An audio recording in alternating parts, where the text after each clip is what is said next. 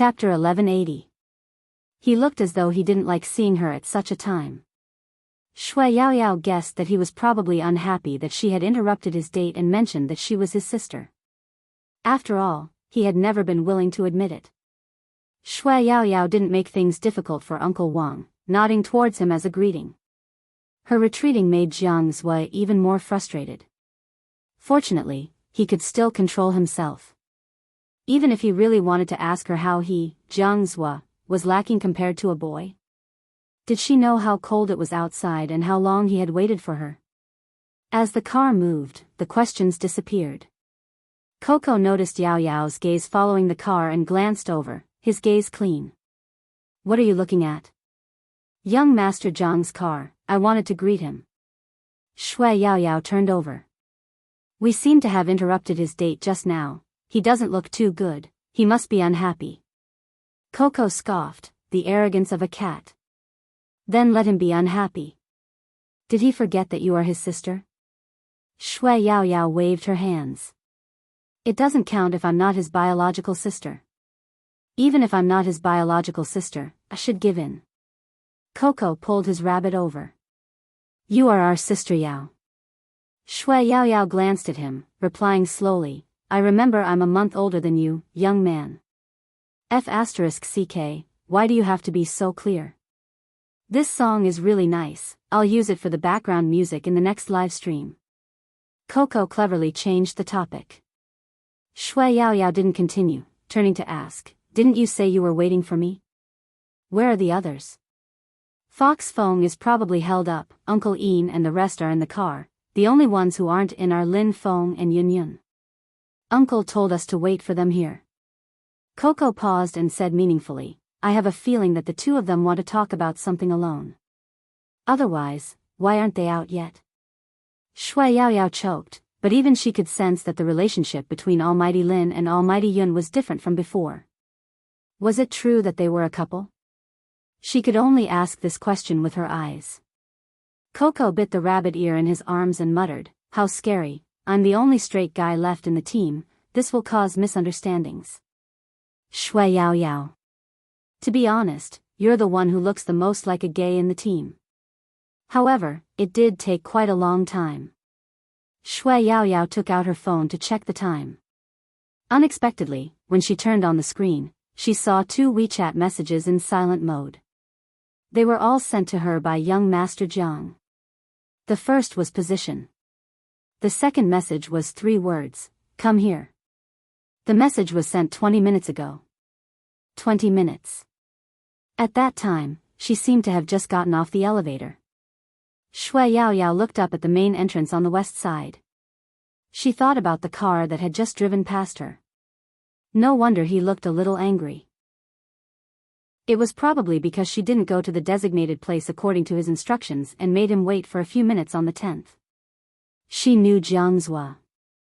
Except for the person he wanted to wait for, he was willing to pay the time. If he didn't want to wait, he probably felt that it wasn't worth it. She had probably wasted his time just now. But Shui Yaoyao couldn't figure out why he was looking for her. Was it because he called her brother just now? It was highly possible. Shui Yaoyao looked at the WeChat page. She wanted to reply, but since he had already left and she was angry, there was no point in replying. Chapter 1181. The car was silent. The chauffeur could sense that his young master wasn't in a good mood. He had intended to return to the Jiang family, but his young master had changed his mind and wanted to return to his own place. After Jiang Zui returned to his room, he didn't turn on the lights. Instead, he walked to the sofa in the living room and sat down, the back of his head resting on the sofa as he stared at the ceiling. He had never done such a thing before.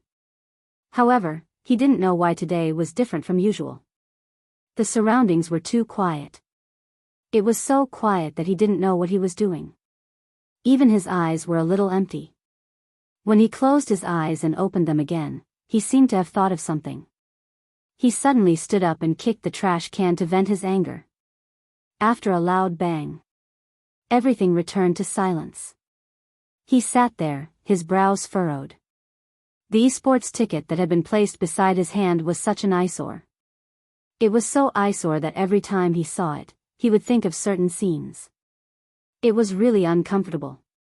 He crumpled the ticket with his fingers. This series of actions caused a loud noise. It was clear that Jiang Zuo was really unhappy. Ever since he had started the company, he rarely lost his temper like this. But when he was in school, he had been stubborn. Whenever he had a problem with his father, he would kick things to vent his anger. At that time, she was the only one who knew how he had vented his anger. Now, Jiang Zuo lifted his head to look at the ceiling, his eyes even more empty than before. No one knew what he was thinking. He was completely silent, the silence as though he wasn't in the room. The crowd outside the entertainment department was almost gone. Coco and Shui Yaoyao were in their uniforms, leaning against the wall as they waited. "I'll send them a message." In the end, Coco couldn't take it anymore, his fingers typing on his phone.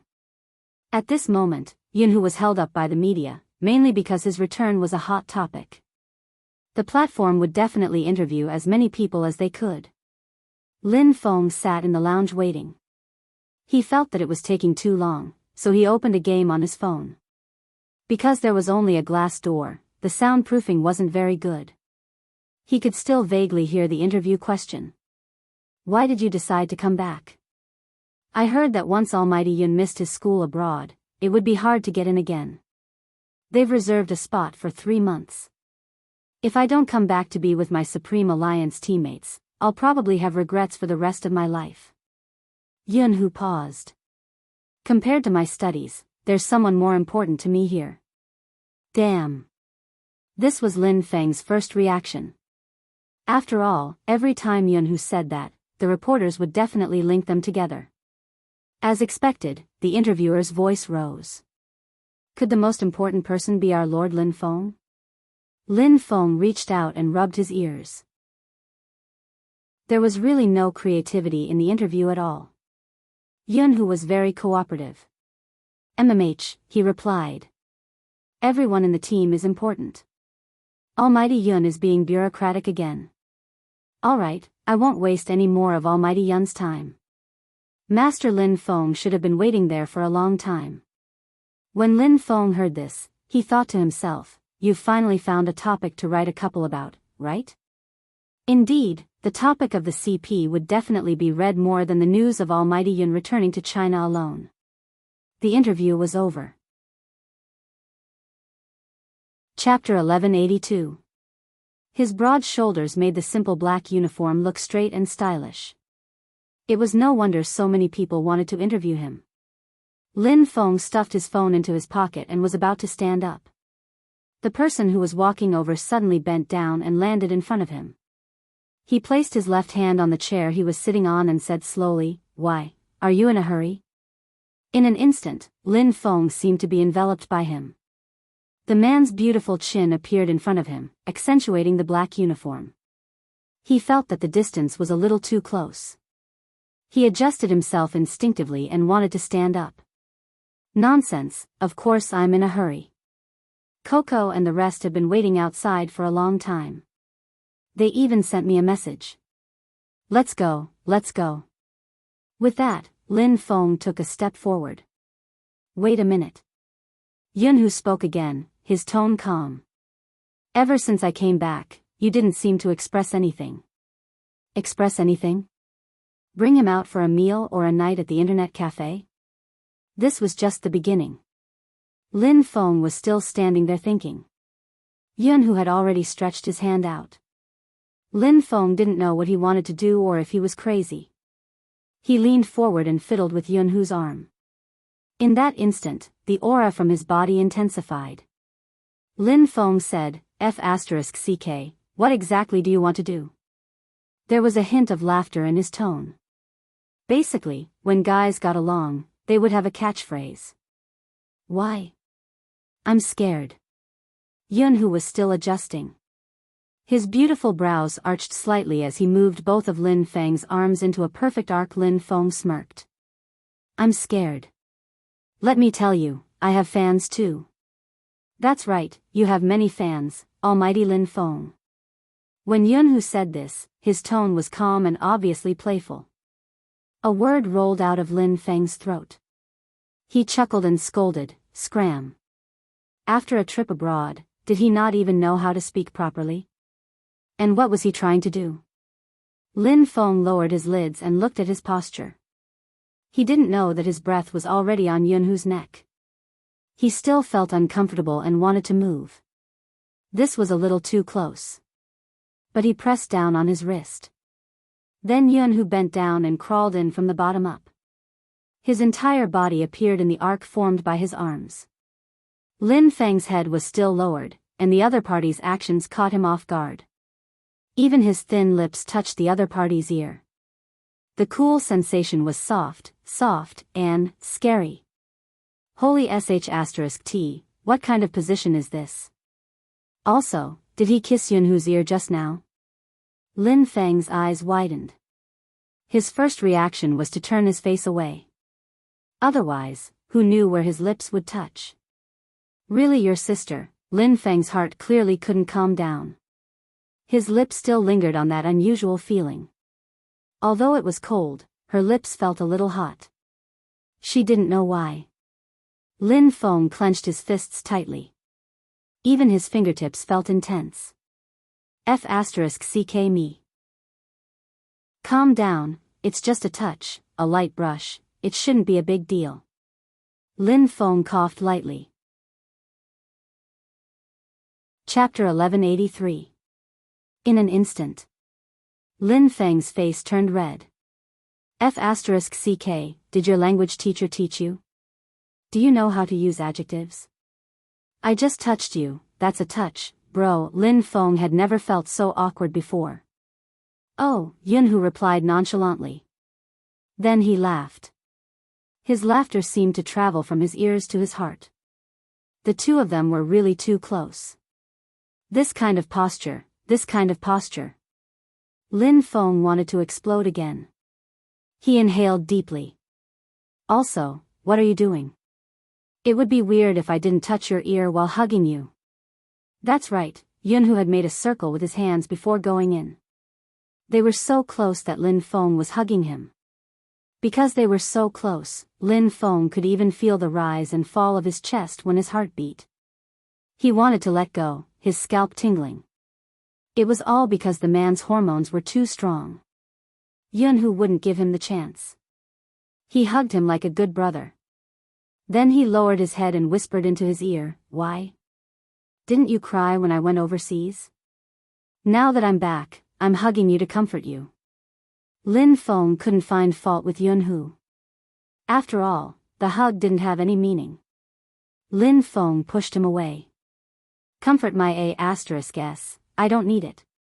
If you mention the airport again, I'll blacklist you. Did you hear me? Didn't I say that I have fans too?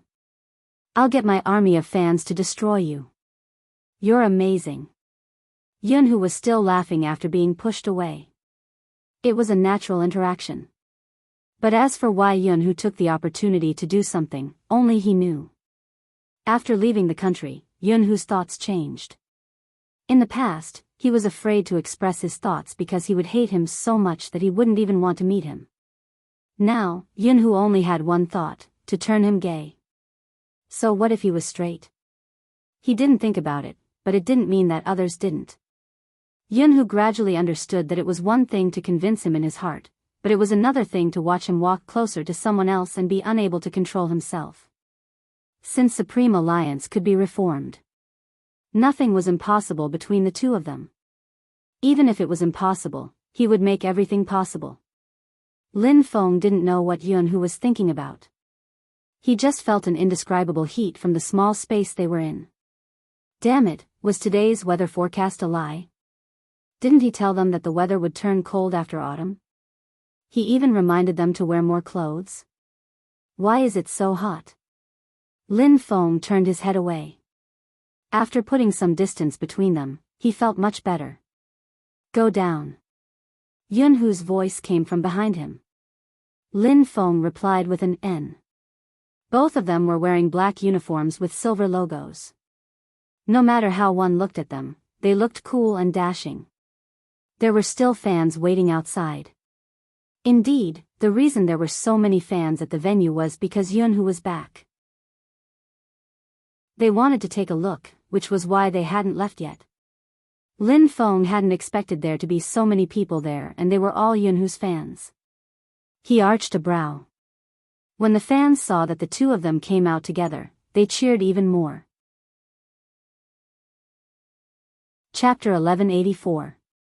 This girl was special. Perhaps others treated Yunhu like a fan towards their idol. But this girl was different. During Yunhu's live stream, she had smashed many planes. That wasn't all, she had given other fans many red packets just to be the representative to send flowers. The atmosphere was just right. Sometimes, the hearts of fans were really strange. They felt that no one was worthy of their idol, but when they received something substantial, they would gradually change and lean towards the person who gave them benefits.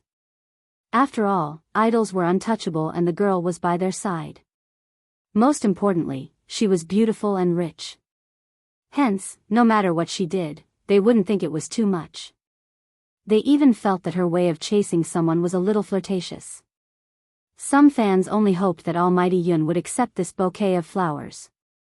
Even the naive Lin Feng felt that the atmosphere wasn't like the usual atmosphere of a fan meeting. Moreover, Yunhu could see through the entire situation with one glance.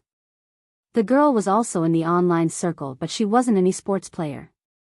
Perhaps, she really liked him, but he had rejected her a long time ago. But there were some people who wouldn't take the rejection seriously. Instead, they would lie and say that they were close.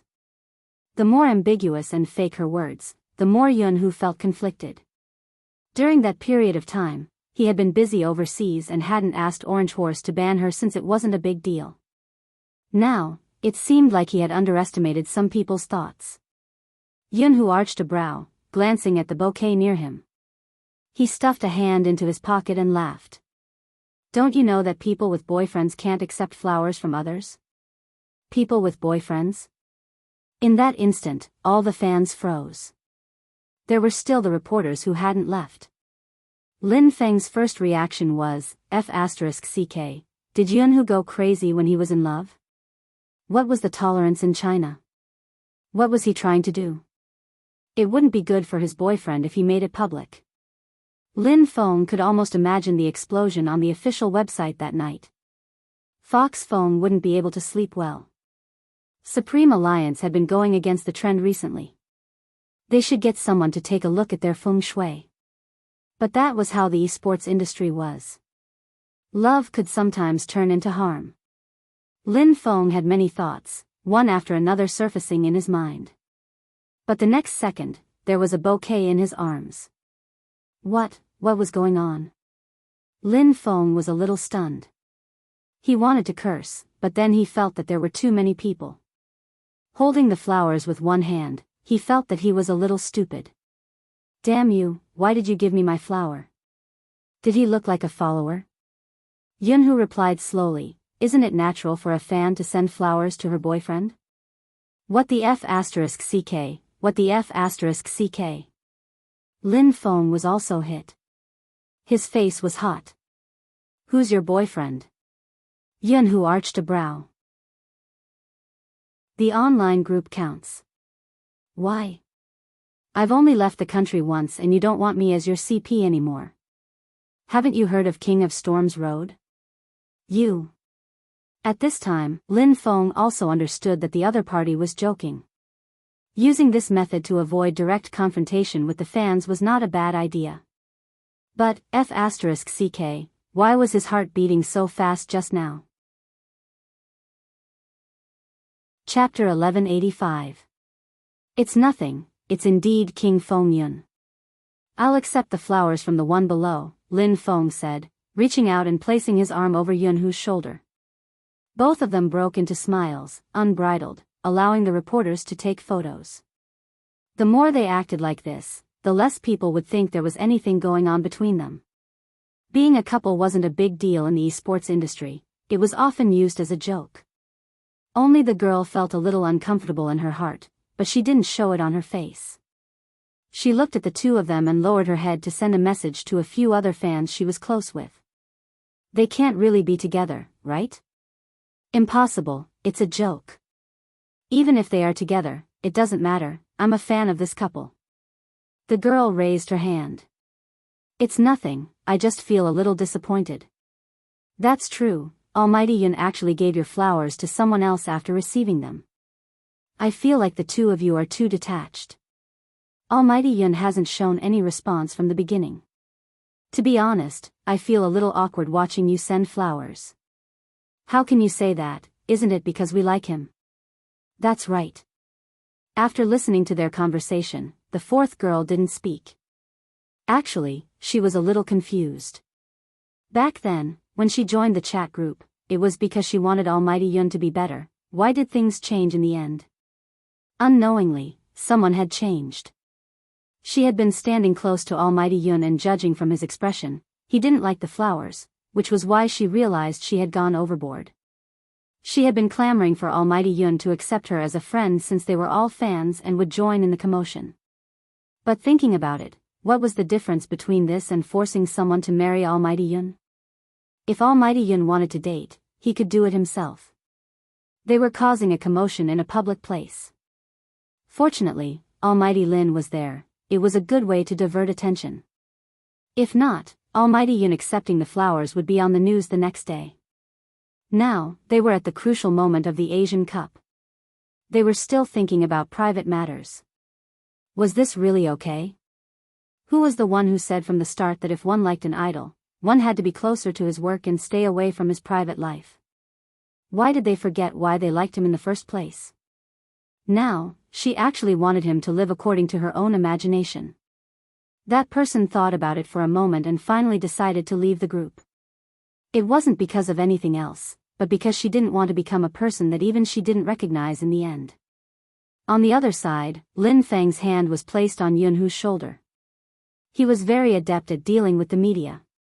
However, the warmth on his face couldn't be deceived. Yunhu created trouble for him the moment he came back. That was enough. Only when they entered the elevator did Lin Feng retract his hand. He coughed and looked at the flower in his left hand.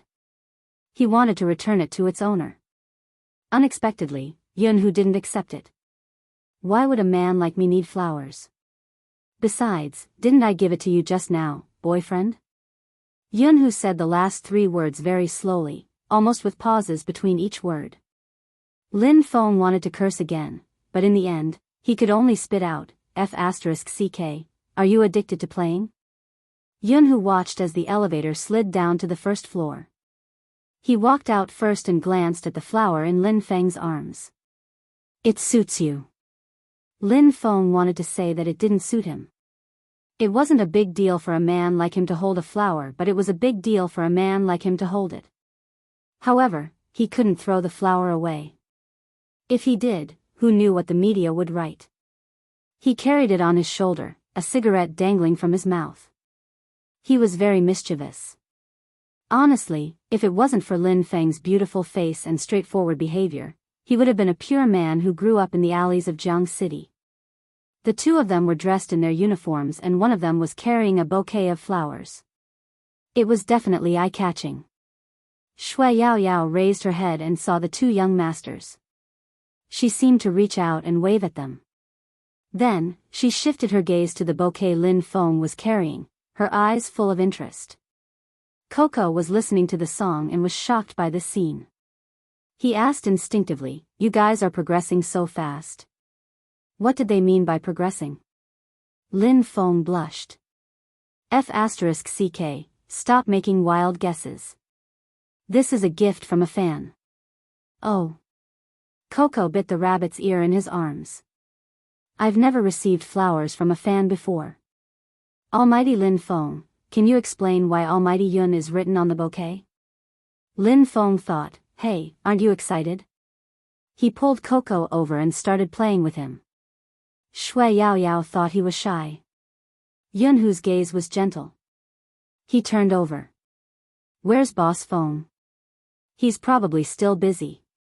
Fox Feng asked us to bring you to the car first. We've already booked a place for dinner. You can go all out today. Coco's face was still red when he said this. He was obviously happy. On this day, there was no one who was unhappy. But even so, Feng Yi was still thinking of ways to contact her. However, the location of the call couldn't be found. Actually, it wasn't because Bojio didn't want to pick up the call. Instead, they were discovered the moment they finished their call. Prince was the first to react because the aura of the person standing with his back facing the light was too strong. He howled. He had wanted his brother to escape since they weren't there, and it wasn't easy to punish them.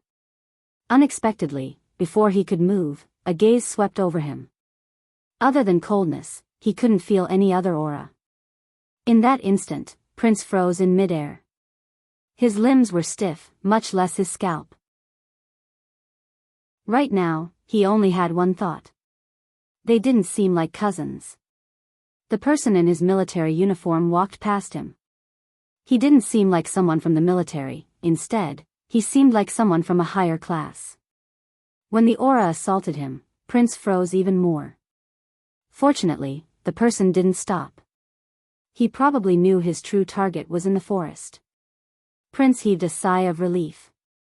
Finally, he heard the man spit out 2 words faintly, "Come here." Bojio moved her sleeves and hid her phone in the sleeves of her uniform. She stuffed a hand into her pocket and walked towards Qin Mo. Prince was still in a daze. Where's the phone he was holding? Magician stood beside him. He wanted to say something but didn't. After all, he was impressed by this brother's courage. He actually dared to be alone with the person his captain liked. He even came to the forest for a secret rendezvous.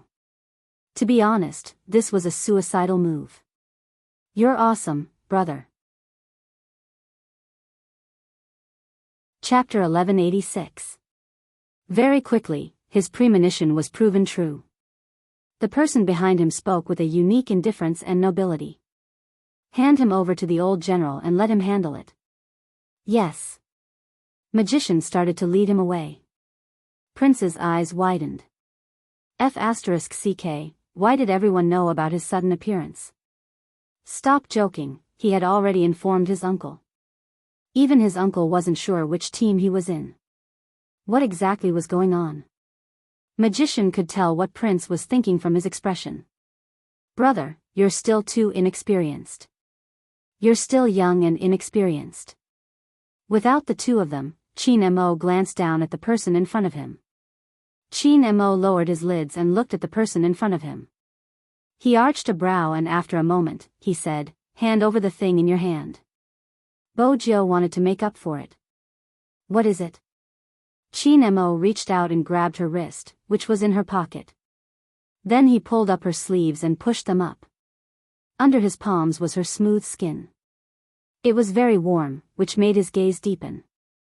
Bojio's face heated up. She wasn't sure if it was because of the coldness from his hand or because of her guilt. Since she knew she wasn't going to run away with the phone, she decided to be honest. I didn't do anything to harm the team and I didn't contact Grandfather Butler. Regardless of who you contacted, you aren't allowed to bring any communication devices here. Qin Mo took the phone out from her sleeves. He smiled but the smile didn't reach his eyes. You guys are really capable. It wasn't a compliment. Bojio felt that she had to push the blame away. Since Prince had the old general's protection, he shouldn't be afraid. It's mainly because of Prince's connections. That was the truth. Oh. Qin Mo replied slowly.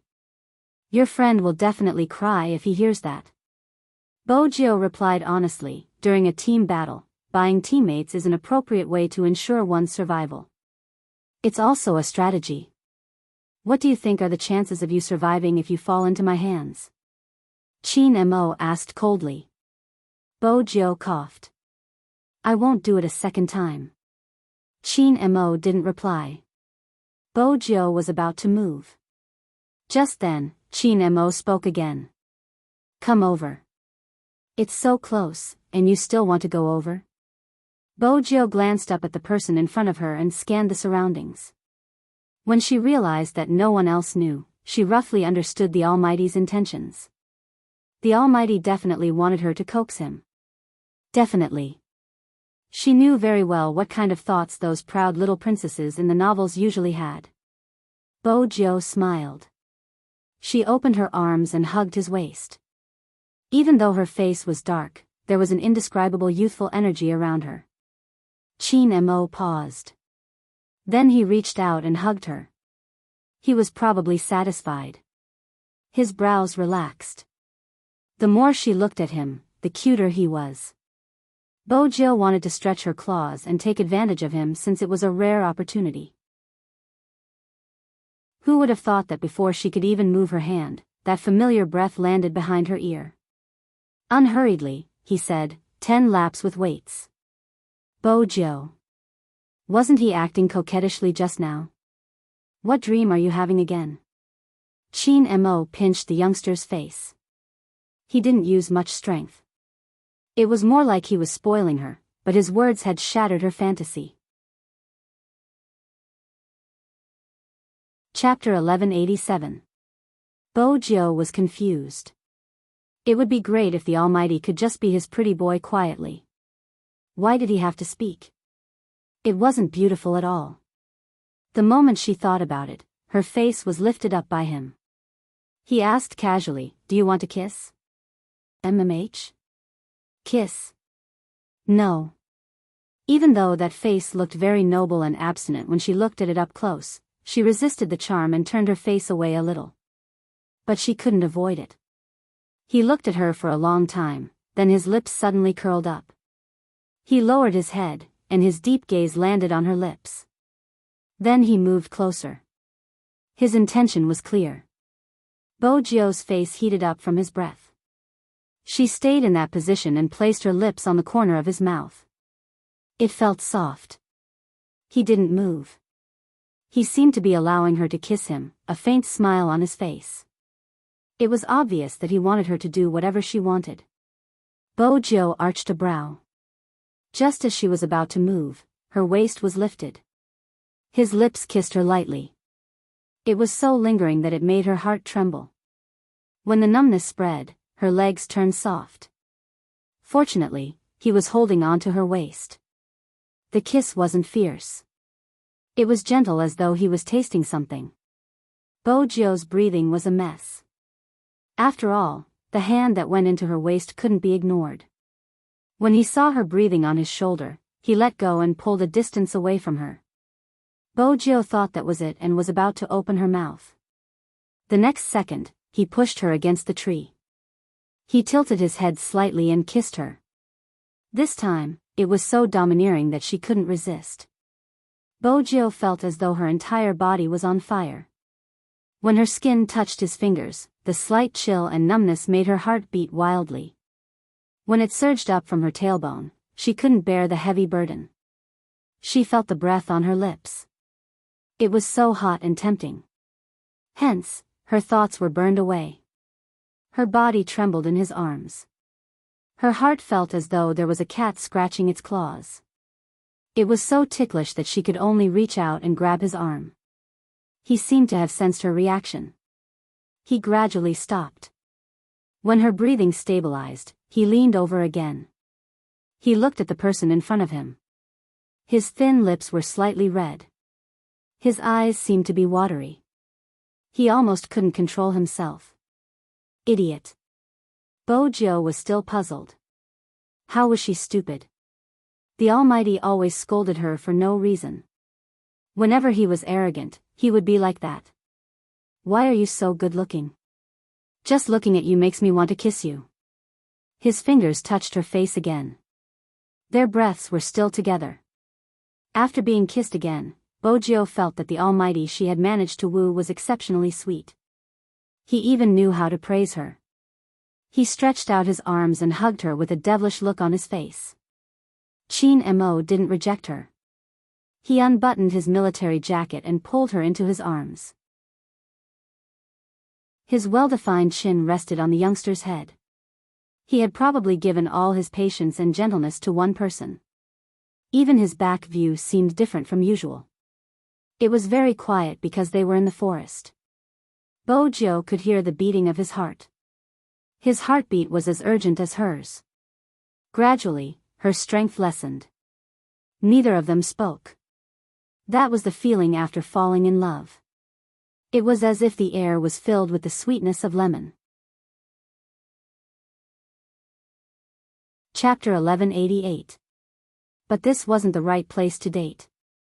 In the military, there were many things Chin Mo had to worry about. Their embrace was interrupted by the sound of footsteps coming from afar. Chin Mo dragged her directly to the training ground for weighted running. Her heartbeat hadn't calmed down yet, all sorts of emotions were running through her. She and the Almighty were really in love now, right? That should be it. They were dating without any grudges. Bojo carried her things and ran forward as though she was sleepwalking. This time, she didn't seem to have done anything for the Almighty to accept her. It was a pity she hadn't even used her tricks. But she would probably be able to take advantage of him in the future. Now, she had to confirm their relationship. Once the overseas mission was over and she dealt with those people, she would find a chance to propose to the Almighty.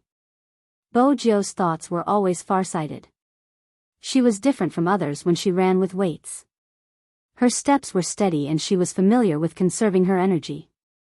Hence, from afar, she was still a handsome youngster. But for some reason, her eyes kept glancing to the side.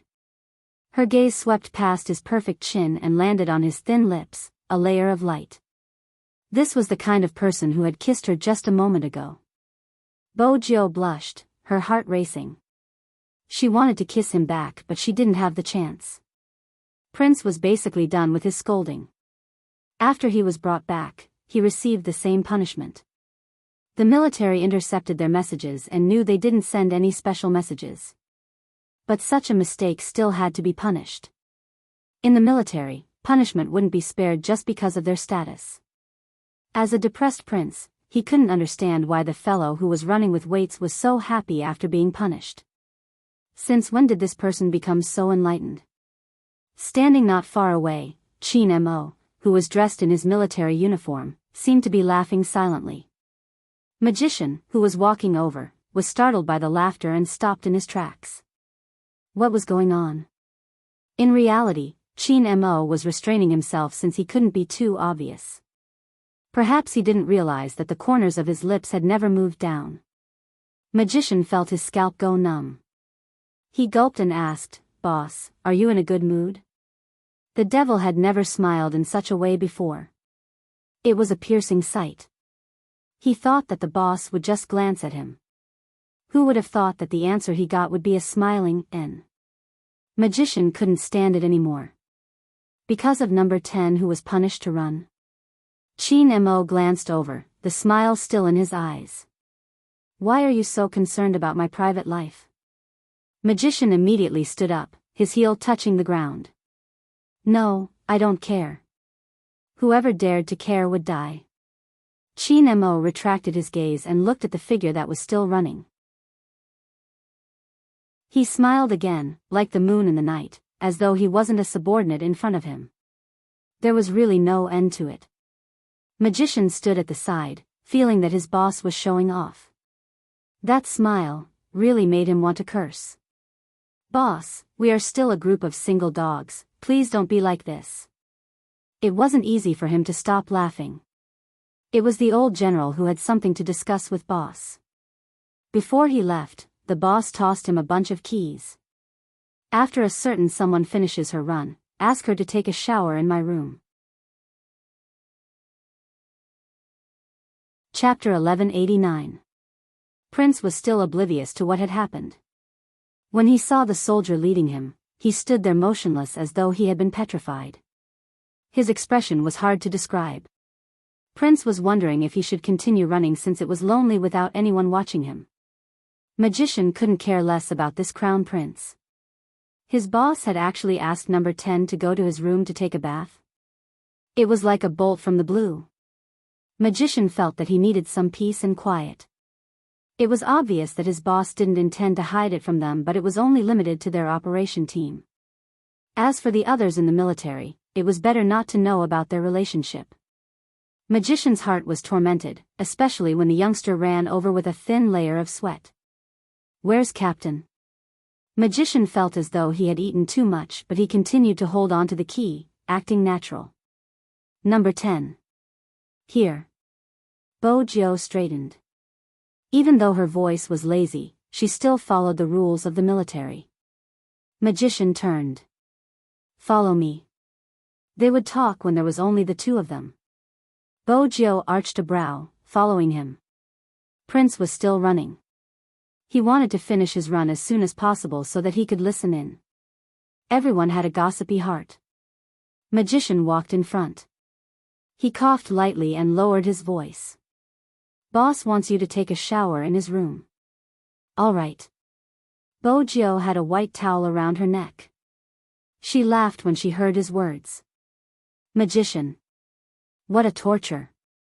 He was still the one passing the message. This reminded him of the times when he had been in junior high. The people sitting in front and behind him would always ask him to pass small notes.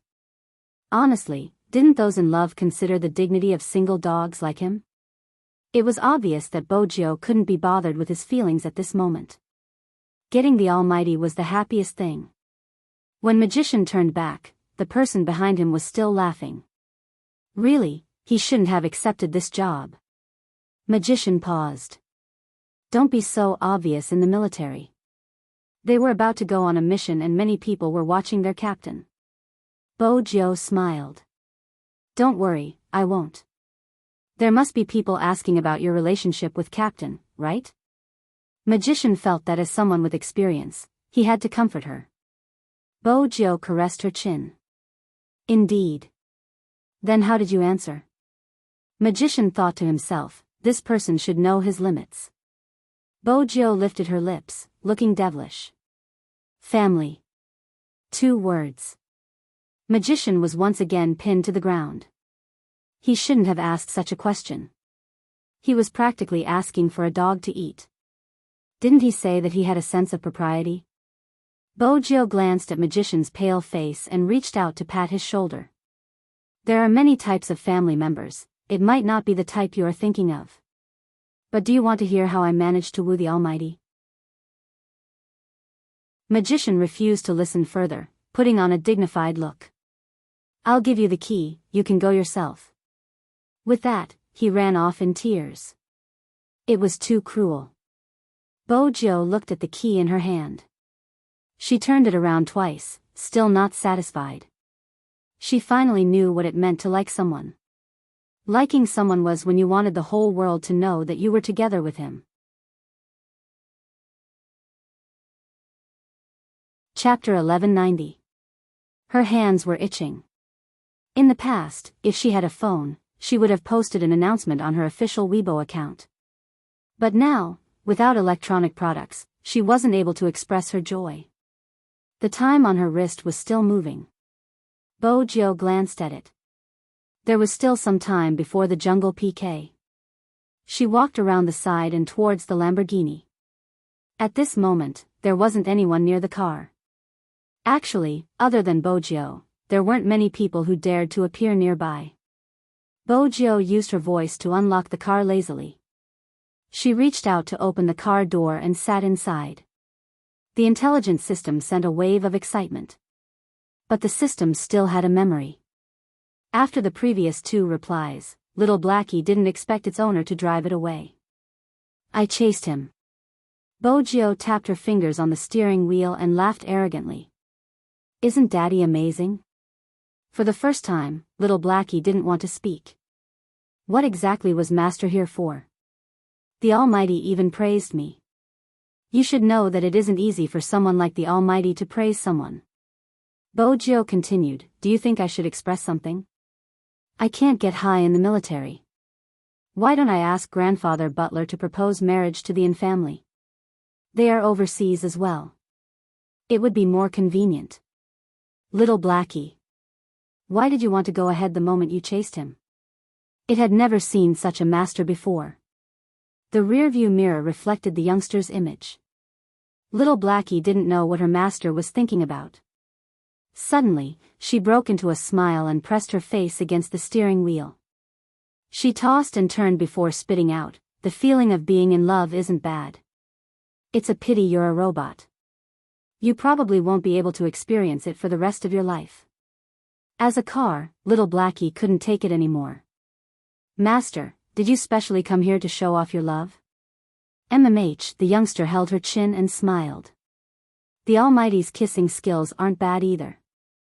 I should marry him as soon as possible." Little Blackie, it didn't want to listen, it wanted to activate the automatic blocking program. "Wait a minute, F***CK, did Master press a button just now? It couldn't turn off automatically? Was she planning to let it listen from the start? Master, where was your humanity?" It wasn't easy for Bojio to find someone who listened to her. Of course, she wouldn't let it go. Even if it was a car and not a person, she was going to share it with him. Her reaction was indeed rare. The heat on her face had not subsided since the beginning, and the sound of her heartbeat did not decrease even after they parted.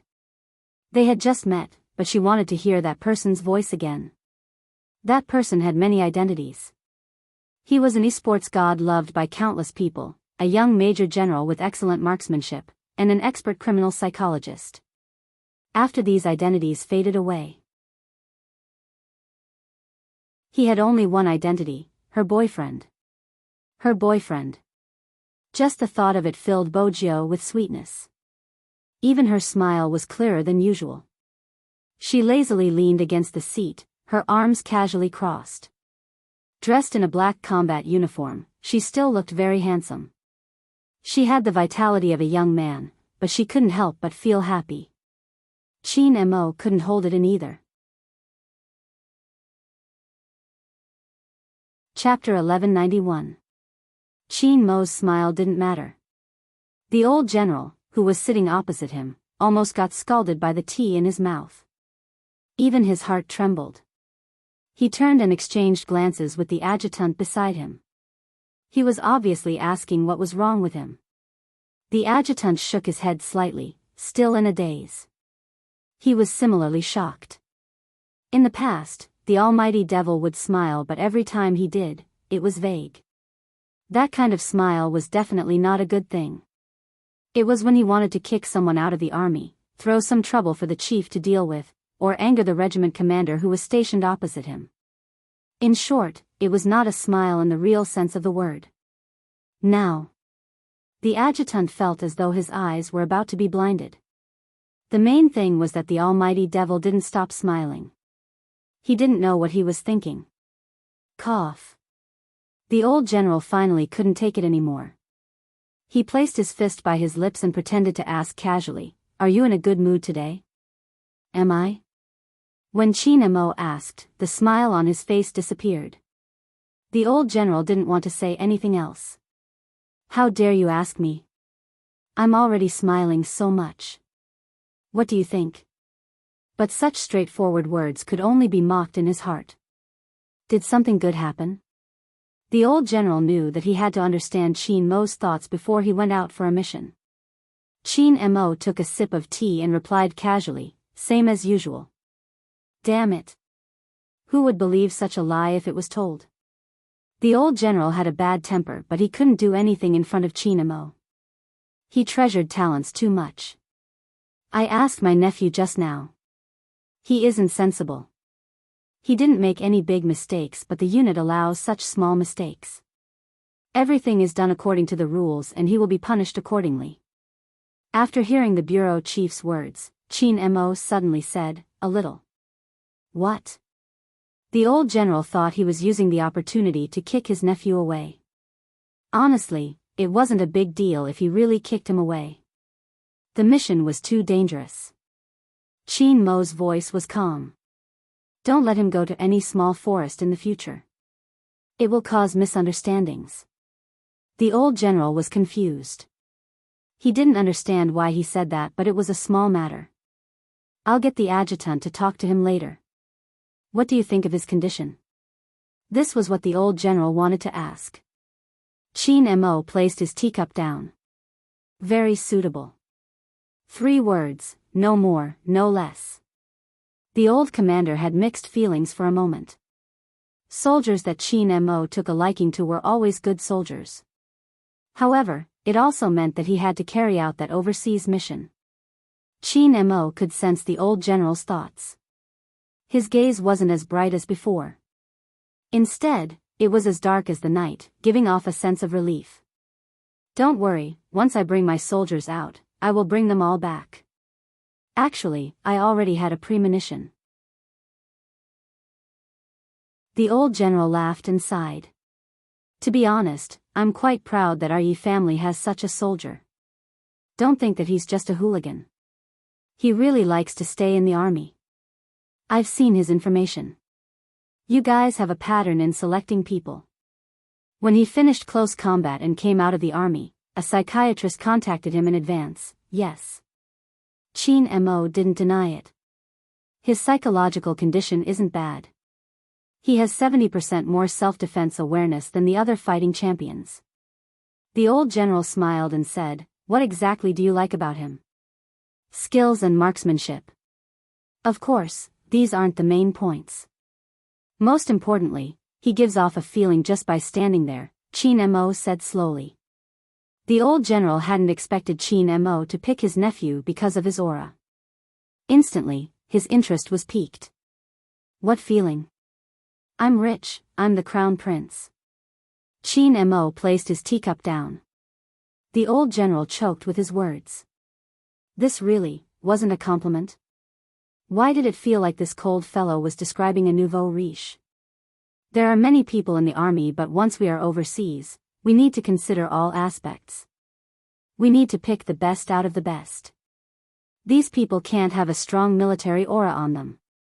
If not, they will be recognized the moment they disguise themselves. Their psychological qualities are even more important. After all, we are facing a hypnotist this time. Mercenary organizations also look at people's appearances. Qin Mo looked at the old general. Your nephew is smart, and with his unique aura, he is very suitable for this mission. The old general knew that the decisions of the personnel were approved by the higher-ups. When exactly do we set off? Qin Mo's gaze was calm. At 2 a.m. the day after tomorrow, the operation team will disappear from the army with the excuse of a military exercise. It's a level 1 overseas mission, and it isn't suitable to expose your identity there. Hence, even the troops have to keep it a secret. I understand, I'll arrange everything. At this point, the old commander raised his hand and patted his shoulder. I'll leave Yi Long to you. Qin Mo stood up and straightened his military cap. His gaze was dark and his reply was a military salute. On the other side, Bojiu had changed into a new combat uniform after her shower. She had brought all the equipment, and even her shoes had been changed to brown military equipment. A German military knife hung behind her waist. She was checking the ammunition for the last time. The ammunition wasn't real. It was specially used by the army for military exercises. If it hit someone, they would automatically be knocked out. But the impact was still there. It would hurt a little when it hit her face.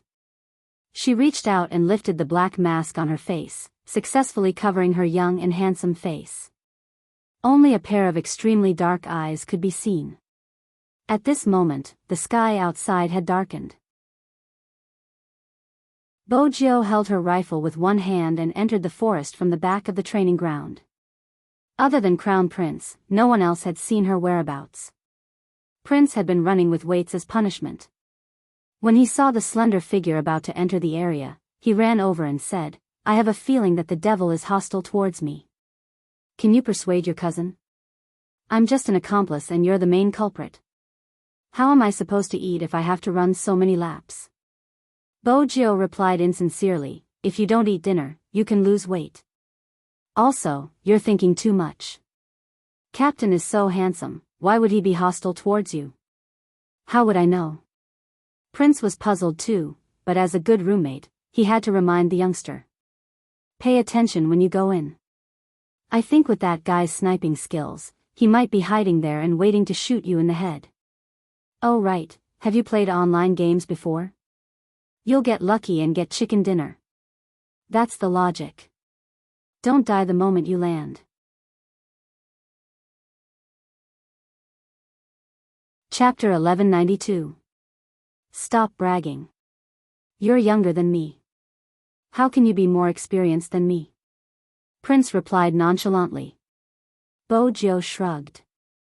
Without another word, she leaped into the forest. Her speed was shocking. The crown prince, who had just raised his head, swallowed hard. He had wanted to talk to the other party, but it was really annoying for him to run alone while carrying weights. However, this guy really didn't have much of a chance of winning against that team sniper. The new sniper thought the same way. He had entered the forest earlier than Bo Jiao. They had discussed and decided to enter from different entrances so that it would be easier to fight. That way, no one would be at a disadvantage.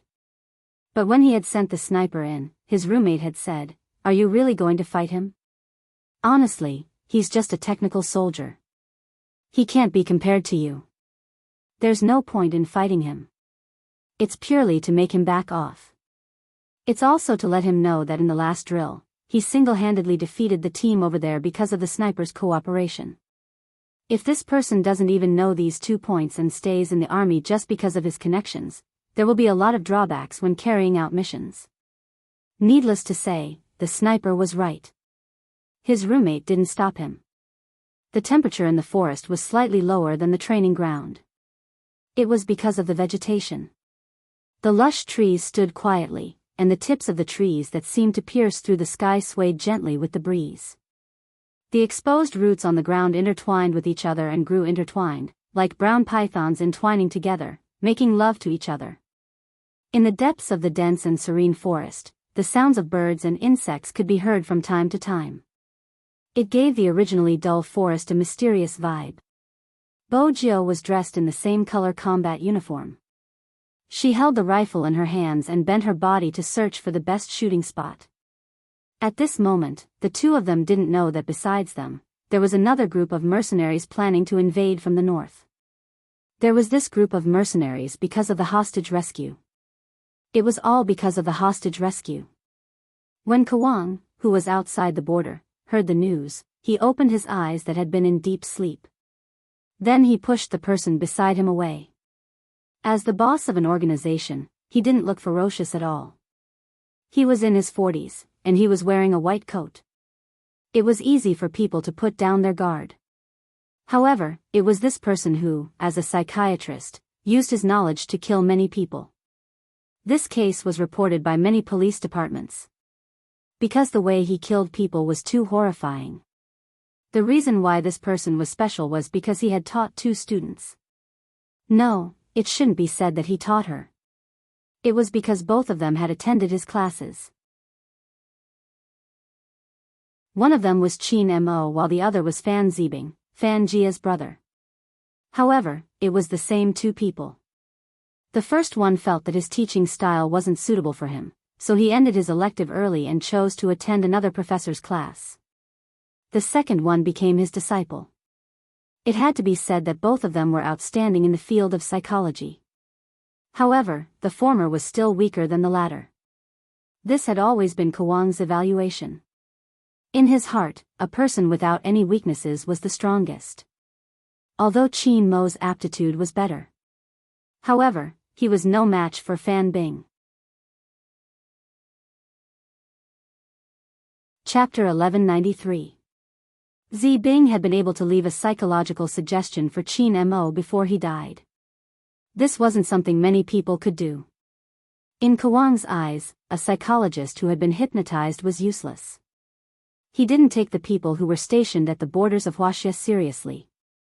After all, they had successfully transported a huge batch of goods in the past. Who would have expected the recent increase in security? With his methods, his men had been captured. Kawang had heard that the ones who had captured him were a small team from the nearby army. He had heard that there was a person with good disguise skills. But regardless of whether they were good or not, they had dared to touch his men. He had only touched one of their soldiers. He wanted to let them know that they shouldn't keep trying to cut off his source of income. Kawang was good at psychological warfare and was clear about the defense. China was vast. The uninhabited zone was many meters long and there were some places that couldn't be detected by radar. As long as they didn't enter China's airspace, it wasn't a problem to drive a military vehicle into the uninhabited zone. However, they were strict in terms of weapons. Kawang had already thought of a solution. It was just a few guns. This was the border after all. He wanted to let them know that China couldn't do anything to him at the moment. With so many hostages, Kawang wasn't afraid of anything. Furthermore, he had wanted to find Qin Mo for a long time. It was time for the person who had caused him to lose a leg to disappear completely. Kawang narrowed his eyes, glancing at the poppy in his hands. When he lifted the corners of his lips, it was a smile, but it gave off a sinister vibe that came from the depths of his heart. Fan Jia was standing in front of the computer, tapping on the keyboard. Kawang walked over. "How is it? Have you found the person?" "Not yet, I don't know what happened to him, he seems to have disappeared." Fan Jia's eyes were filled with disgust when she spoke. Kawang was wearing a white coat, his gait a little crooked. "Are you sure this person means something to Qin Mo?" "I'm sure." Fan Jia's eyes were still filled with sadness. "I don't know what he saw in her, she managed to get close to him just by dressing up as a man. Now that I think about it, this woman is rather scheming." Kawang glanced at Fan Jia. "Don't use your unnecessary emotions. The most important thing now is this person. Kidnap her so that Qin Mo will be captured." "Yes, master." In front of Kawang, Fang Jia had toned down her arrogance. After all, she hadn't been very successful in her mission in Huaxia. Originally, he thought that he could use those people on the internet to carry out business transportation. She hadn't expected Z to suddenly appear and mess up her plans. In reality, Fan Jia still didn't understand. Wasn't Z supposed to be dead? Why did it appear in Huaxia? In the end, Master found a way to find Z's base. She still hadn't grasped the opportunity and let Z kill a few of her people. In the past, her master always said that she was the most talented. But now... Fan Jia's eyes dimmed as she started typing again. Since she couldn't catch Z, she wanted that guy to die first. She recalled the youngster she had seen in China and instinctively disliked him. Now that she thought about it, her dislike wasn't without reason. Pretending to be a man to play sports was just to get Qin Mo. It was really disgusting. Just as Fan Jia was typing, Kawang's phone rang. He turned his head, his voice calm. "Have you arrived?" "Yes, boss, it's very simple. The defense here isn't much." In the forest, an Asian man held a phone in his hand. He was wearing a camouflage uniform and had already killed one of the guards from a certain team. He stepped on the bright red blood and the person lying on the ground seemed to be trying to sound the alarm. Once again, he slit his throat with a military knife. Kawang listened to the commotion on the other end of the phone and smiled. "Not bad. We met a guard squatting in the forest. I have to say that the uniform boss made us wear is very useful. He thought we were from the neighboring team." The man looked like he was from Huaxia, but his accent was foreign. Kawang was very calm. "You have to be careful. You just entered the outer area. Think of a way to enter the inner area. Tell them that you were here and leave some blood there." "Okay." The man smiled, licking the blood off the handle. "Let's go, brothers. Let's kill a few more people for fun." This group of people from the ungoverned land seemed to be born fearless. They didn't care which country they were at. In their hearts, it didn't matter if they were here. Many people were afraid of China's soldiers, but they weren't. "There seems to be light over there." It should be the other team that the man mentioned. One of the men with a tattoo on the back of his hand jumped down from the tree, pointing towards the 9 o'clock direction in the forest. His lips curved into a bloodthirsty smile. It was obvious that he had the best eyesight in the group. Usually, the ones with the best eyesight were the snipers. "What are you waiting for? Let's let them feel the aura of death." It was just a group of 5, but they were arrogant as they drove into the uninhabited area. Honestly speaking, they weren't weak, but they were relying on their geographical location. Regardless of how strong the Chinese soldiers were, they might not be able to catch them in the forest.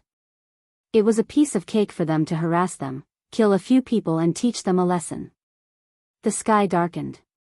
In the forest, Bojiu bent her back, her long legs moving forward skillfully.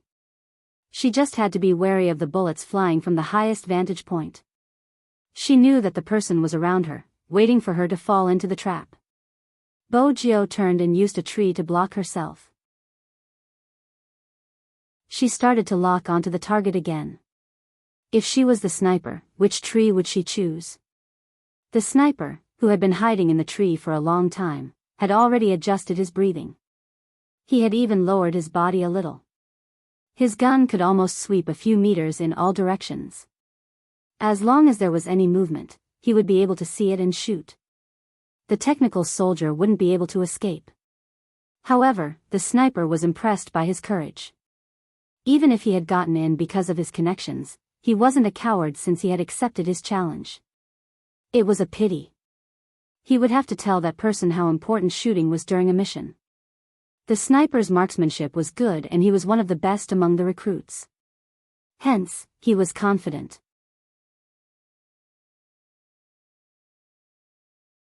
Chapter 1194. However, the newbie seemed to have forgotten something. A sniper was most afraid of being discovered and attacked from the back. Of course, most people wouldn't have thought of this. But Bojiu was different. When she had been at the Fifth Avenue, she had relied on her judgment of the best vantage point to move through the darkness with ease. Besides, she was an assassin. Be it in the game or in real life, she was best at attacking from the back.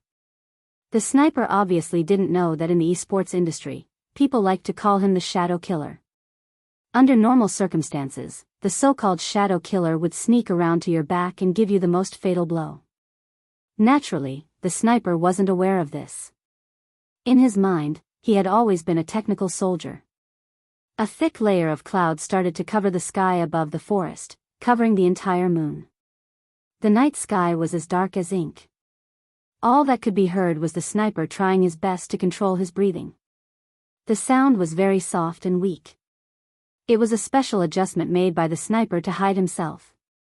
He had his own calculations and his concealment skills were excellent. Indeed, Bojiu didn't notice him.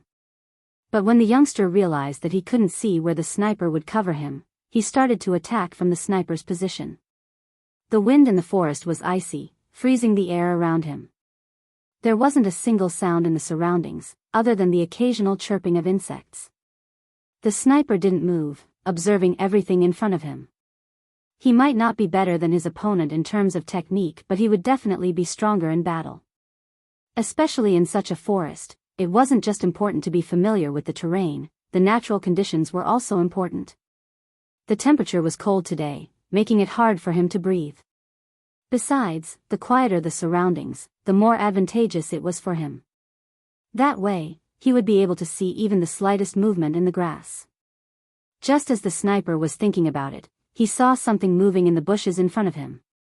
He raised his gun abruptly, adjusting his shooting angle, locking onto his target and firing with unerring accuracy. The bullets used during the drill were more like rubber bullets, producing a low and dull sound that couldn't be heard if one wasn't close. The sniper knew he had hit the target, the bushes quietened down.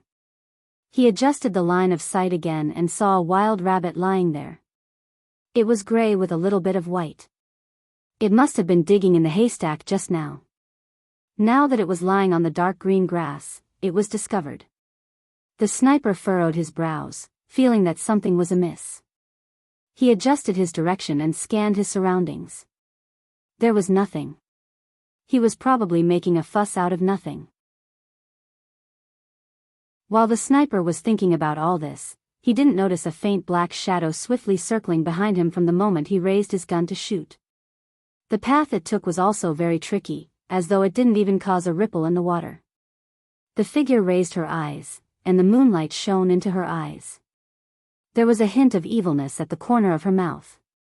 What a pity for the little gray rabbit. However, throwing stones to test the waters was indeed the fastest method. With that thought in mind, Bojiu turned sideways and quickly hid herself. she was still wearing a black mask on her face. Even when she was lying on the ground, she didn't remove her mask.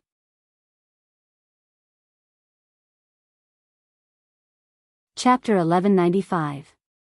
She tilted her head to the side, making one last adjustment to the distance.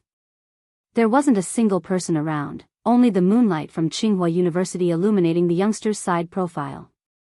Her tall nose bridge and bright eyes seemed to be unable to be suppressed by the darkness. Bojo wasn't best at long-range shooting, but she had seen the Almighty's demonstrations. Breathing was important, but it was equally important not to shoot recklessly. The sniper on the tree still did not understand that once the sniper fired and missed the target, it meant that the battle was already over. That was because the sniper's greatest fear was to have his position discovered. It was obvious that the shot that landed on the gray rabbit had forced the sniper into a passive position. They were all from the military, hence, they understood this point. Of course, the sniper hadn't expected someone to be lying in the bushes. He estimated the terrain and prepared to leave his current position. But at this moment, the first gunshot he had ever heard in his life rang out behind him. The speed was so fast that the sniper's eyes widened in disbelief. There was a flash of light. The sniper quickly moved his spear. But it was too late. The white smoke that rose from his body had revealed many things. Moreover, after he had been hit by the blank cartridge, he had felt a tremor and pain in his chest. If it had been a real bullet, his heart would have been blown apart. Did that person calculate that he would turn around, and that's why he shot down at this position? The impact from the blank cartridge caused him to take a step back. He had to grab onto the tree trunk to prevent himself from falling. It was a tricky angle. There was only a slight gap and he would have been killed in one shot. The sniper held onto the tree trunk, astonishment and shock filling his heart. He couldn't believe how the person had managed to find such an angle. Just because of a technical soldier? But the truth was that he had been killed in one shot. He hadn't been able to react in time. He hadn't even considered the possibility that the person had predicted his position and moved behind him to ambush him. He had been like a ghost in the night, silent. If the person hadn't fired at him, he wouldn't have been able to detect his position. This feeling made the sniper feel like he was really on the battlefield. It was over before it had even begun. If it was on the battlefield. If it was on the battlefield, he knew very well what it meant for their team's backline sniper to be eliminated like this. This meant that his blind confidence would kill his teammates. He thought he was aiming at someone, but in fact, he was already being aimed at. It was said that shooting was the key to becoming a sniper. In fact, a good sniper tested too many things, such as a stable mental state and an analysis of the situation. However, he did not manage to do all of this today. The sniper froze on the spot, his entire body numb and stiff, as though he had lost all his strength. He leaned back against the tree trunk. Thinking about how terrible his previous performance was, he felt his face burning. He didn't even know what kind of situation his opponent was in, yet he could easily make a judgment. The facts proved that even if number 10 had connections, he was also capable.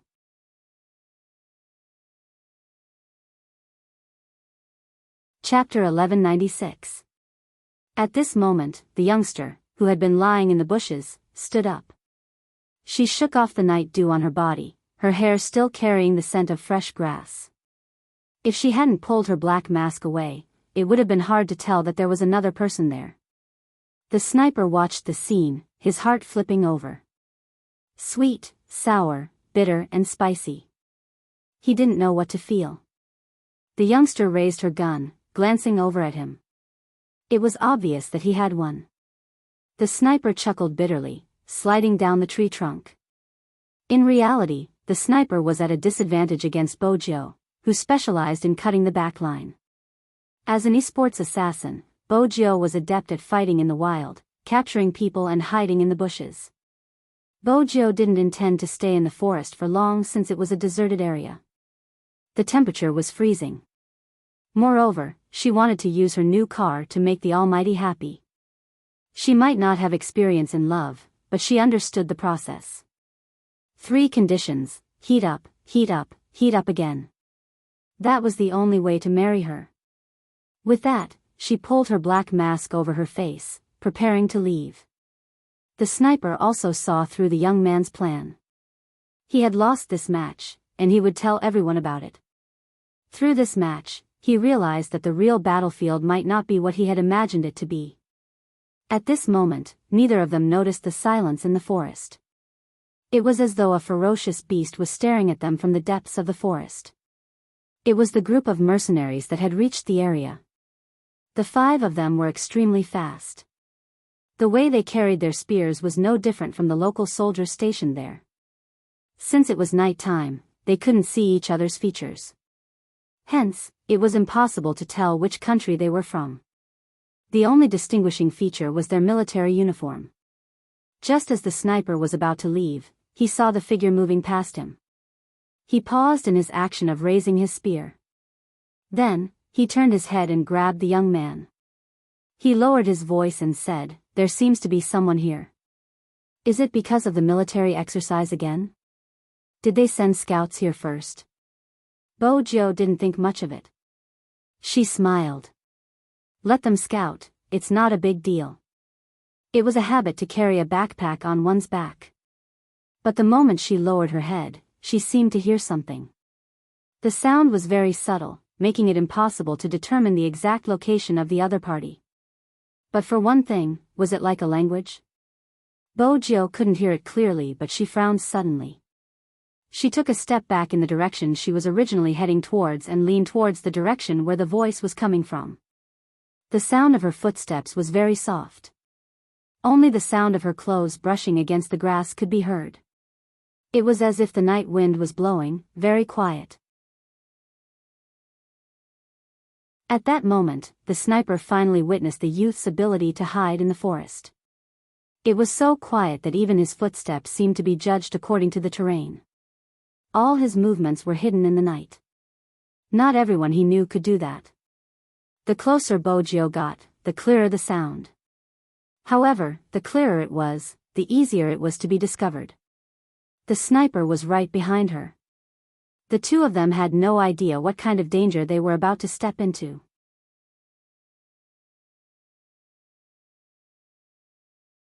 Chapter 1197. Bo Jiu tilted her body and bent her waist slightly so that she could hear the sound more clearly. But what came faster than the sound was the sudden smell of blood on the tip of his nose. That's right, it was the smell of blood. Logically speaking, there shouldn't be any smell of blood here since they were using rubber bullets. It wasn't possible for them to cause any injuries. Bo Jiu's frown deepened. At the same time, she tightened her grip on the rifle. At this moment, she heard the sound clearly. It was indeed a language, but it wasn't the language of Huaxia. It wasn't even the language of an ethnic minority. Instead, there was a mix of M and T languages. The person's voice wasn't loud either. She couldn't hear what they were saying, but she was certain that they weren't Chinese. They weren't Chinese. They were wearing their camouflage uniform. Bo Jiu's heart sank. She wanted to pull the sniper back and retreat. But at this moment, the sound not far away suddenly disappeared. It was as though a conversation had come to an abrupt end. There were a total of 5 mercenaries. The person standing in the middle seemed to have heard something. He stopped abruptly and made a shushing gesture. The others also stopped talking. Not only that, but they also exchanged glances with each other. It was clear that they had sensed something. Another prey had come knocking on their door. That was the first reaction of the 5 of them. Then, under the cover of the night, they turned and scanned their surroundings. Finally, they confirmed a point and raised the rifle in their hands. The person with the Bluetooth earpiece tilted his head. The strongest person in front smiled bloodthirstily. He threw a military knife out. With a swoosh, it slid through the bushes and shot straight at a rabbit. The sniper watched as the military knife flew past him. The youngster's reaction was extremely fast. Before the military knife could reach him, he had already moved the rabbit over. But that wasn't the main point. The main point was that such a military knife wouldn't appear in such a place. It wasn't the equipment in their military unit. In the army, what weapons the garrison's soldiers used, which models, and what their functions were all kept secret. Only their own people knew, and no one would pick up the model, even if it was a military knife. The people on the other side were very fast. They didn't give the snipers any time to react and rushed over. The mercenary was dragged by the youngster, and he maintained his posture without moving. His entire body had merged with the grass beside him, and even his face was buried in it. This also meant that they couldn't see where the other party was. At first, the sniper didn't understand why the young man didn't leave immediately. After all, Rabbit was in front of him. He knew very well that if they had moved just now, they would have been killed just like this rabbit. The newcomer seemed to feel that the situation was a little boring and mumbled something. This time, the sniper's expression changed. This wasn't from his team, and he wasn't Chinese either. The sniper's reaction wasn't as fast as Bojio because of the difference in their perception of language. However, both of their hearts were the same. They couldn't sink any further.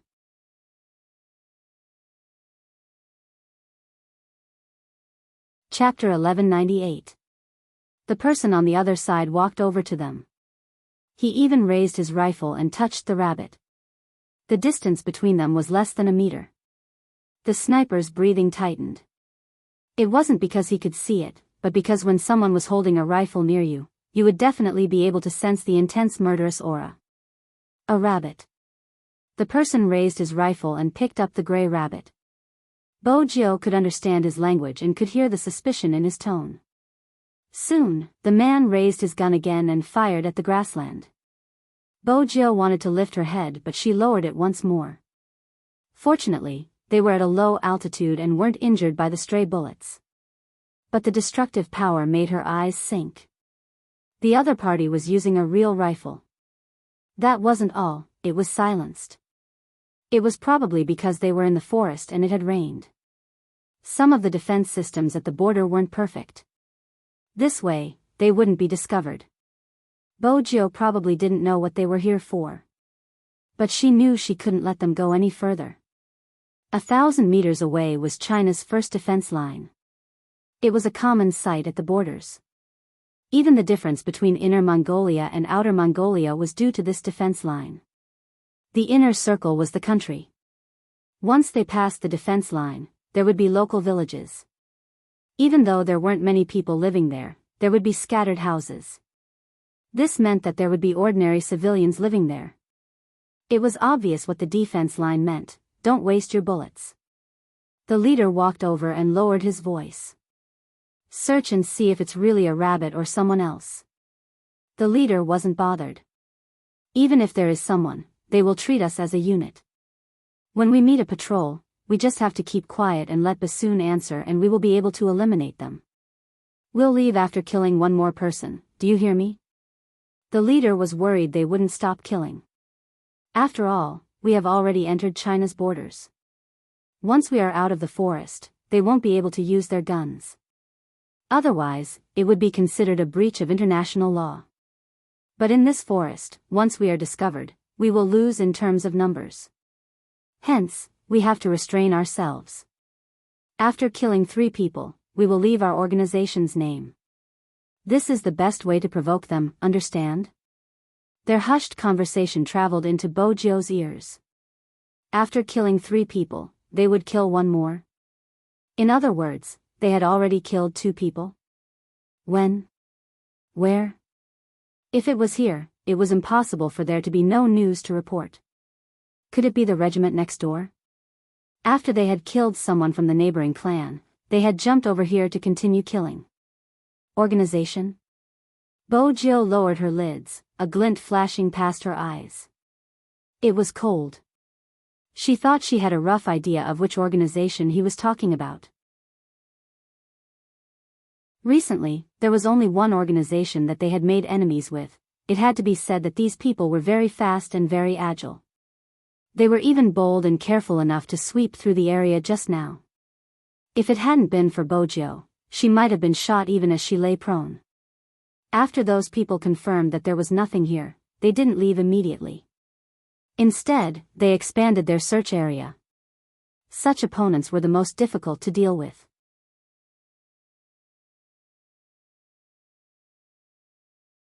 Chapter 1199. Fortunately, they had the terrain advantage. Both Bojio and the sniper were adept at regulating their breathing, maintaining the perfect disguise for a full 5 minutes. 5 minutes later, the 5 of them stopped searching. Looks like it's just a rabbit. The leader put away his spear and said, "All right, let's not waste any more time. Take advantage of this time to take some pictures of the situation here. When we get out of here, we'll upload them to the internet." It was common knowledge that there was no signal in the no man's land. The 5 of them spoke through the Bluetooth earphones in their ears. As soon as he heard they were going to take pictures, the sniper clenched his fists. Every checkpoint at the border was very important. Once these people took a photo and posted it on the internet, it would be very easy for them to be ambushed if there were any problems at the border in the future. The sniper understood this. It was impossible for Bojio not to understand. It was just that a head-on clash was extremely disadvantageous for them. After all, the other party was using real guns, and they had more people than them. Everyone was even wearing a communication earpiece. It wasn't that she hadn't thought of a one-on-one attack, but under such circumstances, it wasn't possible. The sniper also understood that if they made a sound now, not only would they be discovered, but they would also be of no use to the current situation. This was not because of anything else, but because the troops did not know that this group of people had entered. What loophole did he slip into without anyone noticing? Beads of sweat formed on the sniper's forehead. As the sound of footsteps rose, those people finally left the area around them. The sniper was the first to stand up, but the young man grabbed him back. "Go back and tell Captain that there's an enemy invasion. Tell Captain Chin the general direction they're heading in. I'll follow them and mark the way. I have a USB drive on me that has the same origin as Captain Chin's USB drive. It will detect the enemy's presence within a certain range. Tell this to Captain Chin. Since they're here, we can't let them leave." The sniper's eyes darkened. "No, you go back. I'll stay. It's more suitable for me to stay. You're a good sniper, but you're only suitable as a sniper. This time, it's obvious that you won't be able to use a sniper. I still have some dry goods in my bag that can be put to use. I hope that you can rush back to the base as soon as possible and inform Captain Chin. Now that the two teams are connected, they might not be able to gain any advantage here. These people will run to the next team. We can't let them roam around our base as they please." As an assassin, she had always treated the wilderness opposite her as her home. How could she tolerate some people killing their people and taking photos of them in her own territory? This was a provocation, and if this provocation was not suppressed, the other party would only become more and more unbridled. Besides, she could still remember how he had taught her calligraphy after watching a movie when she had been very young. Those who offend China will be punished no matter how far away they are. People often say that Huaxia is a country with a large population and a poor quality, etc. Yes, it was still developing, and it was indeed not perfect enough.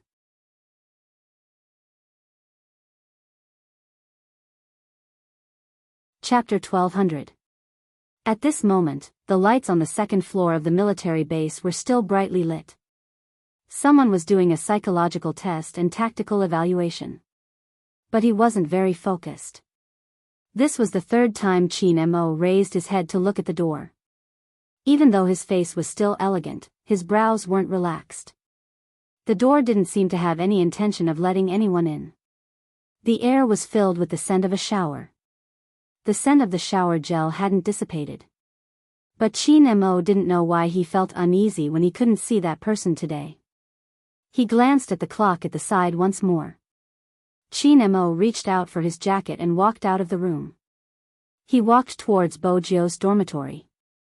At this moment, Prince had just completed 10 rounds of weights. He was so tired that he was lying on the bed like a zombie. He hadn't eaten much for dinner and just wanted to lie there. It was a pity that he wasn't lying in the right position. He was lying on Bojio's bed. When Chin Mo entered, he was the first person he saw. He arched a brow. Prince wanted to stretch his body, but when he saw the slender figure standing at the door, his arms stiffened. Even his yawn stopped. F***ck, who could tell him why the devil was here? Prince had always been a fearless person, but at this moment, he stood up instinctively and saluted. Captain Cheen. Cheen Mo glanced at him, his gaze landing on the single bunk bed behind him. Where did she go? It was a simple question, but it sent chills down Prince's spine. Even though there were many duels in the military base, there weren't many duels in the jungle. After today's phone incident, Prince had a basic understanding of the devil's methods. He had decided to betray his teammate. Since she was his family, he wouldn't be severely punished. Reporting, Sugar Daddy. Prince bit his lips. Recruit number 10 was challenged by someone in the jungle. He should be in an uninhabited area outside the military base. Mo's brows furrowed. *T, this was really *T. Even though he wasn't the person involved, Prince didn't think he was happy. It seemed like even if his brother won, he wouldn't be in a good state. With such a cousin, life must be tough. Prince's mind was filled with thoughts. At this moment, Mo threw out another question. How long have you been in there? Prince didn't expect the other party to think about the time. If it was his previous instructor, he would definitely be furious. Sir, it should be more than 2 hours. Mo tilted his head, stuffing one hand into his pocket. When he looked up, Shitting's voice was heard. Even Prince, who was standing at the side, couldn't help but sigh. The other party was indeed handsome. Even someone like him, who had always won with his looks, felt a little inferior. Don't tell me this military unit selects people based on their looks? It's taking too long. This was Mo's first sentence when he turned his head. For some reason, his eyes seemed to have dimmed. Prince didn't understand. Too long. She's good at taking a detour and fighting in the jungle. 2 hours is too long for her to eliminate a sniper. Mo repeated himself because he was still analyzing the situation. Prince's mouth was agape. Honestly, Captain Cheen, that sniper is the best rookie in the team other than Wolf. This is a battle, not a one-sided slaughter. Why did you say that he's a financial backer, and that you'll destroy him? Why did he have the feeling that someone had unknowingly shown off his little brother? Mo looked at the night sky outside. He retracted his gaze and continued to ask, which direction did she enter the no man's land from? The west side of the training ground, the small forest. The moment Prince finished his sentence, the tall figure in front of him turned around. She didn't even look at his expression as she walked down the stairs. What did she mean? Prince was dumbfounded. At this moment, the sniper understood that if he continued to stay, he would only be delaying the rescue of his comrades. The military unit was only 1,000 meters away. He had to hurry so that he could pass the information to the military unit in time and save his comrades. Just as Bojio had said, she was in charge of tracking them and keeping them in the forest at the crucial moment. The forest at night was undoubtedly dangerous. The wind was chilly. Amidst the bushes, the youngster held her rifle and moved in a snake-like manner, silently catching up to the mercenaries. It wasn't because the mercenaries were slow, but because Bojio was too fast. Other than killing, their main goal was to collect information on the defense system. Hence, along the way, they used their phones to take pictures of every place with metal mesh. Of course, they couldn't touch the metal mesh because it was used to detect intruders. The moment anyone touched it, they would be electrocuted. This time, it was obvious that these mercenaries came prepared. They wore anti-electricity gloves and touched the iron net. Then they laughed. This kind of defense system really can't do anything good at the border. In the future, if anyone wants to take revenge on the Huaxia troops, they will have to wear an anti-electricity suit. The signal defense tower over there isn't bad. Another person raised his hand. Gotcha. Another photo was locked on his phone. There doesn't seem to be anyone here. We'll be inside if we go any further. Should we kill a few civilians? We've been walking for so long, I'm hungry, ha ha ha. Don't fight and kill all day. Have a meal and give them some fans. Bring our organization's products to them. That's the best choice. The leader raised his rifle. Are you done? It's done. Let's go to the other team, there aren't as many people here. Don't forget, we are still short of one person. After saying that, the leader was about to pass through the residential area of the nearby village and head toward the 147th Regiment. Previously, Bojio had mentioned that they couldn't allow anyone to pass through the defense net. Because on the other side of the defense net, everyone was unarmed. The youngster's dark eyes looked down. Then, he turned his body sideways and pressed his back against the tree. Then, he pulled open the military backpack he was carrying. Inside was the only electronic car she had with her. She had wanted to give it to the Almighty today, but it seemed like she had to use it now.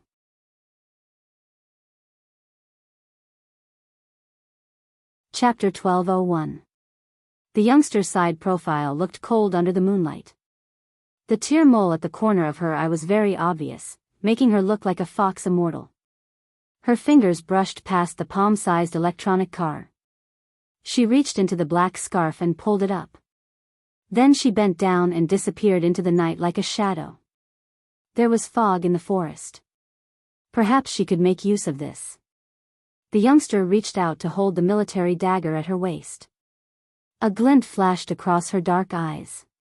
Then she controlled the arrow keys with one hand and headed in the opposite direction. The few of them were still in a conversation. When we came previously, we only heard that there was a regiment here. We never expected to meet a hidden unit. If news of this gets out, it will give the soldiers a lot of pressure. It will save them the trouble of trying to cross the border to capture us. Capture us? The leader laughed, his tone filled with disdain. With these people? Which one of them is King's match? That's right, with King around, even if they cross the border, they will only be sending themselves to their deaths. The few of them burst into laughter. Their expressions were extremely arrogant and bloodthirsty. Right at this moment, a unique sound, similar to the sound of a gasoline cap being opened, entered their ears. But it wasn't normal for such a sound to be heard here. When they heard the sound, all of them stilled. Even their backs could tell that they were on high alert.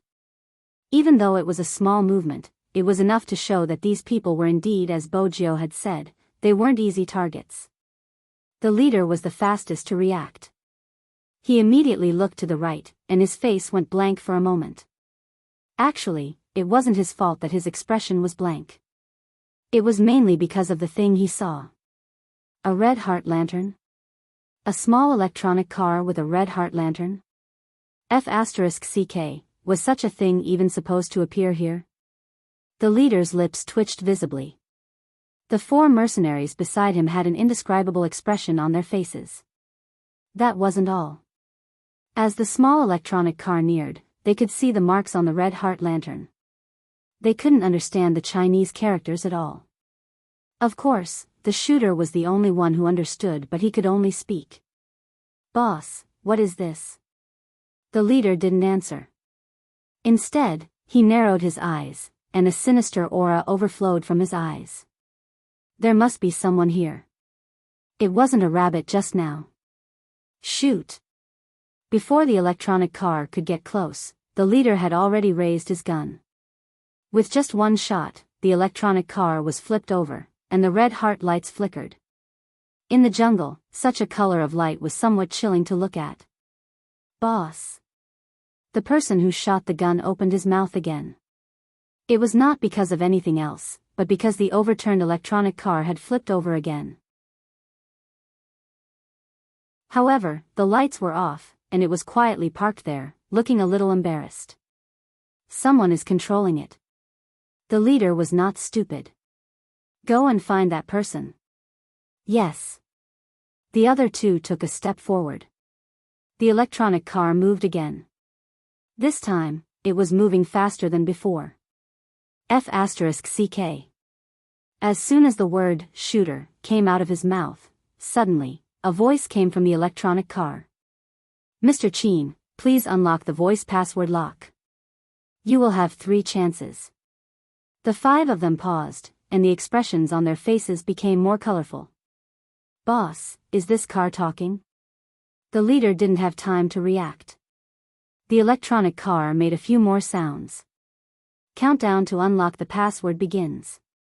You have 10 seconds. 10. The shooter subconsciously waited for it to count to 9. Unexpectedly, the electronic car changed its tone and said lazily, 0. The corner of the shooter's mouth twitched. Was the 10-second countdown eaten by a dog? Sorry, if I don't answer the correct voice in the specified time, I will explode. Sigh, I'm so sad. The electronic car circled around, as if it was really sad. It also seemed that the shot just now had hit its electronic circuit, and the wheels were a little paralyzed. Explode? The shooter didn't think much of it. He raised his hand and shot the electronic car again. Seeing that it didn't react at all, he said, it's already broken, and it still explodes? The leader's eyes narrowed deeper and deeper. What's the point of arguing with an electronic car? Go and find this person. Go and find this person who is pretending to be a ghost. Yes. As soon as the shooter finished speaking, he wanted to turn around and leave. However, a loud bang rang out directly from his left side, causing his ears to buzz. The explosion was real. Although it couldn't kill anyone, it was enough to make 2 of the people inside lose their 5 senses for a moment. The remaining 3 cursed and wanted to go forward to drag them away. The one closest to the grass had just taken a step forward when a gust of wind appeared behind him. A gust of wind appeared behind him. Just as he was about to turn around and shoot, his neck was pressed against by someone from behind. Then, a knife cut his throat. It was so straightforward that he couldn't believe that there was such a person behind him. He didn't even have time to look back before the other person let go of his neck. A soft and lazy voice was pressed against his ear, and only one word was said, 1. When did that person appear? Why didn't they feel it at all? And what did he mean by 1? The mercenary wanted to speak, but he could only mutter softly. He pressed against his neck with one hand and stretched the other in front of him. His trachea was cut, and his entire body started to twitch. He wanted them to turn back. It was just that this figure appeared at the right time. The people in front were already focused on the aftermath of the explosion and on their boss, who was affected by it. No one looked behind them. They hadn't expected someone to be so daring, appearing when there were 5 of them. Bo Jio made use of this time difference. If she had to describe it, it would be like killing someone while being invisible and then retreating after killing someone. Her movements were like flowing water, like a phantom in the night. The moment you felt a sense of danger, it meant that she had already finished killing. Just like what Bo Jio had said, every hacker was a magician to a certain extent. Magicians were successful because they knew how to divert the audience's attention. The electronic car was a diversion point. The moment it appeared, Bo Jio started to move in the opposite direction. An ambush. Cutting off the back row. That was what she wanted to do.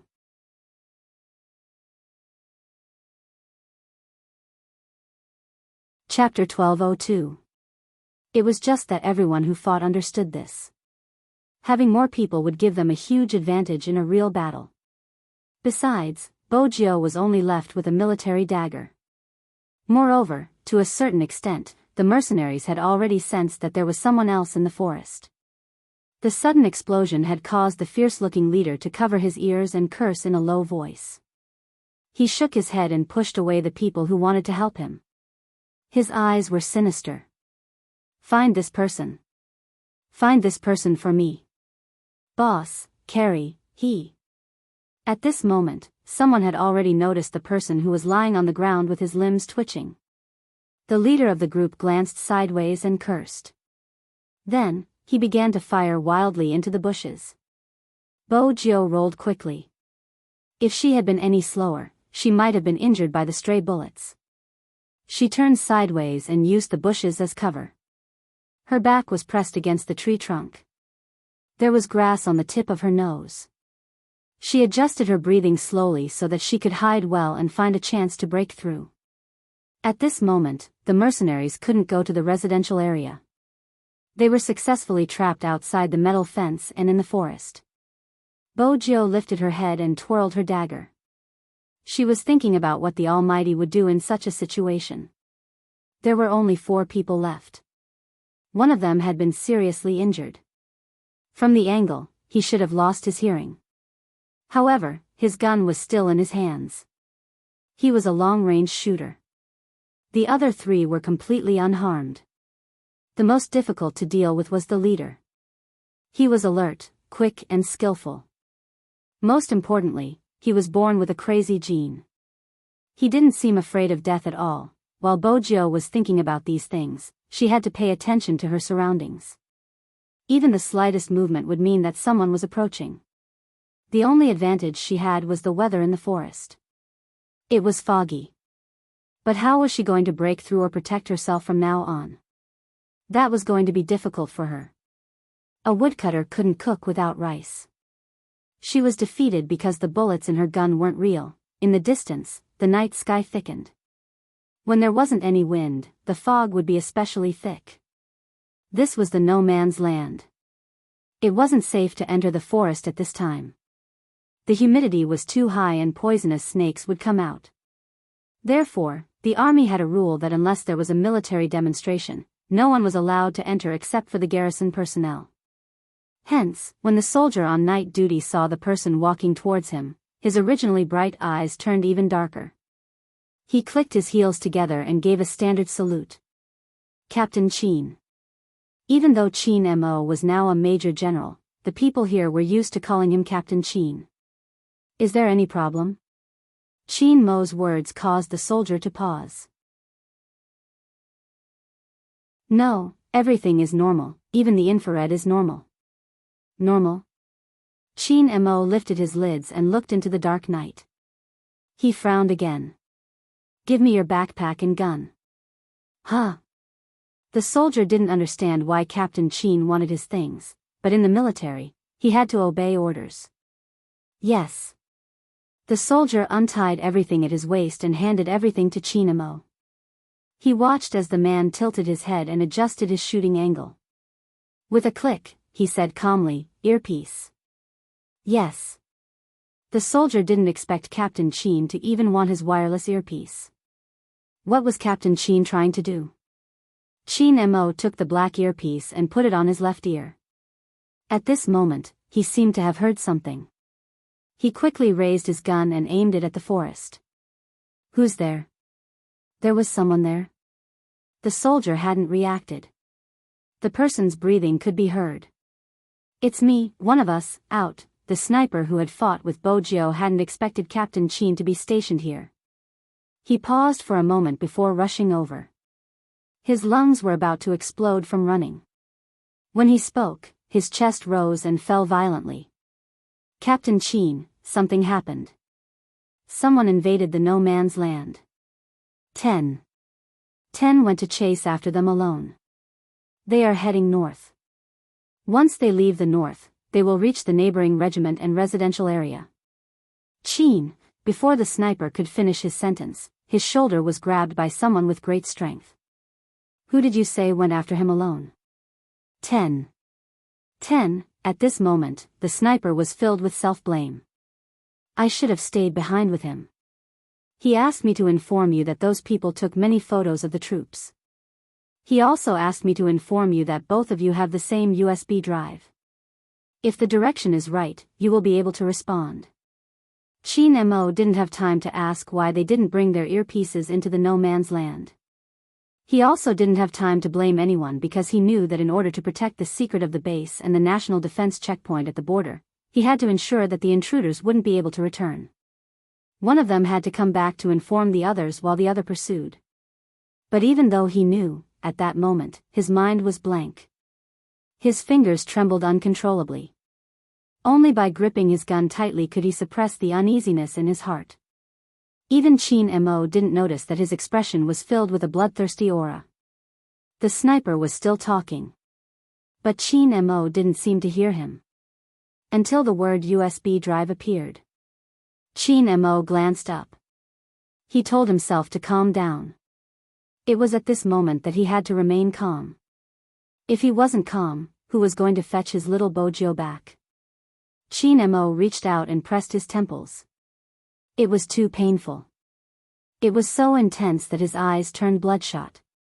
The soldier at the side was frightened by Captain Chin's expression.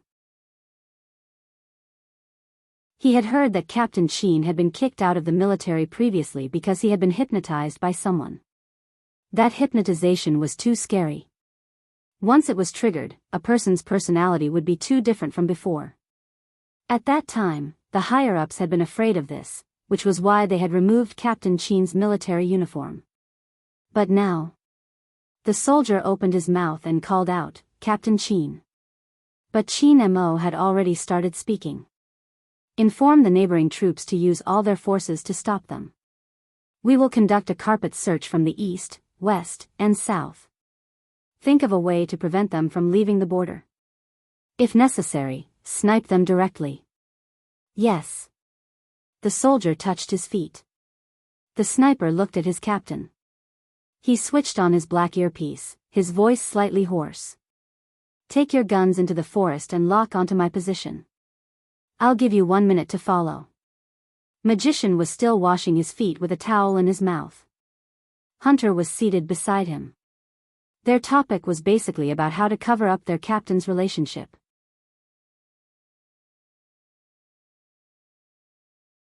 Chapter 1203. Pa. This was the sound of a belt being buckled. Behind his waist was a gun and bullets. Ka. That was stabilizing.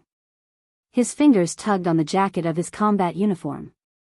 In the blink of an eye, it was draped over his body. Up until now, the two of them only had 25 seconds. During this time, they didn't forget to raise their hands and aim at the watches on their wrists.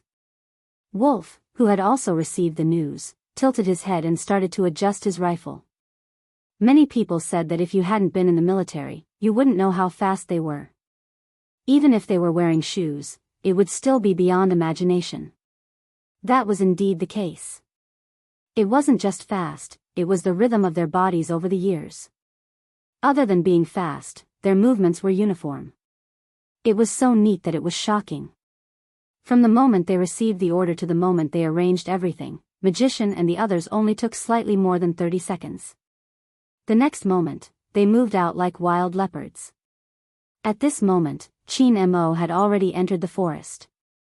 The soldier who was watching Chin Mo's back opened his mouth.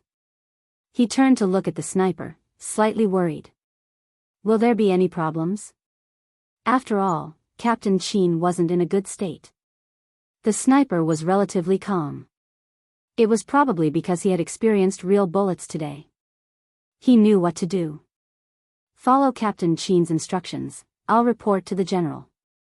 In the distance, in the dense forest, there wasn't any wind but the temperature was extremely low. If a person didn't move for a long time in such a situation, they would definitely feel cold. That's right, Bojo felt cold. When the fog rose, the temperature on the ground would be extremely low. In order to better disguise herself, she blended into the bushes. Her fingers were extremely cold. It could be seen from the color of her lips. But she couldn't care less about the cold. She had to think of a breakthrough because the four of them were already walking towards her. There was another way, which was to lure them into the forest. But that would mean that she would completely lose contact with the military. The information she brought back was from the north. The deeper they went into the forest, the further south they went. Moreover, the south side was the territory of another country. Hence, she couldn't lure them into the forest. Bojo thought about this. While the fog was still thick and they hadn't reached the forest, she stood up and grabbed onto the tree trunk. She swiftly climbed up the tree. The tree trunk could only be used as a support point. The higher she climbed, the more hidden it would be. But thanks to her quick reflexes, Bojo managed to react quickly. After the four of them arrived, the first thing they did was to sweep the entire bush. However, the people on the other side still found traces. It was obvious that someone had run over the bushes. These mercenaries weren't stupid, and the leader was especially difficult to deal with. He bent down and touched the fallen grass with his fingers. He narrowed his eyes and smiled at the empty forest as if he was teasing a cornered mouse. Stop hiding. After you left the grass, there were no traces of you around. We didn't hear anyone leaving either, which proves that you haven't left. Since you haven't left, I've scanned the grass. There's no one here, so you must be hiding in the tree. Since you've climbed up the tree, it's not easy to come down.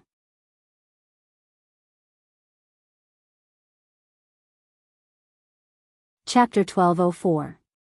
The forest was still quiet as though there was no one around. The leader wasn't satisfied with this. He hated it when someone pretended to be mysterious in front of him, especially when it was a little brat from China. An experienced person would be able to determine the size and height of the other party through the pressure of the bushes. The person who could create such a thing wouldn't be very old. But it was such a person who not only disrupted their rhythm, but also killed one of them. The leader's eyes were filled with hatred at the thought of this. Even if he had to leave early, he had to kill the little brat who had disrupted their plans. Do you still want to continue playing hide and seek? The leader smirked. You should be the only one here, right?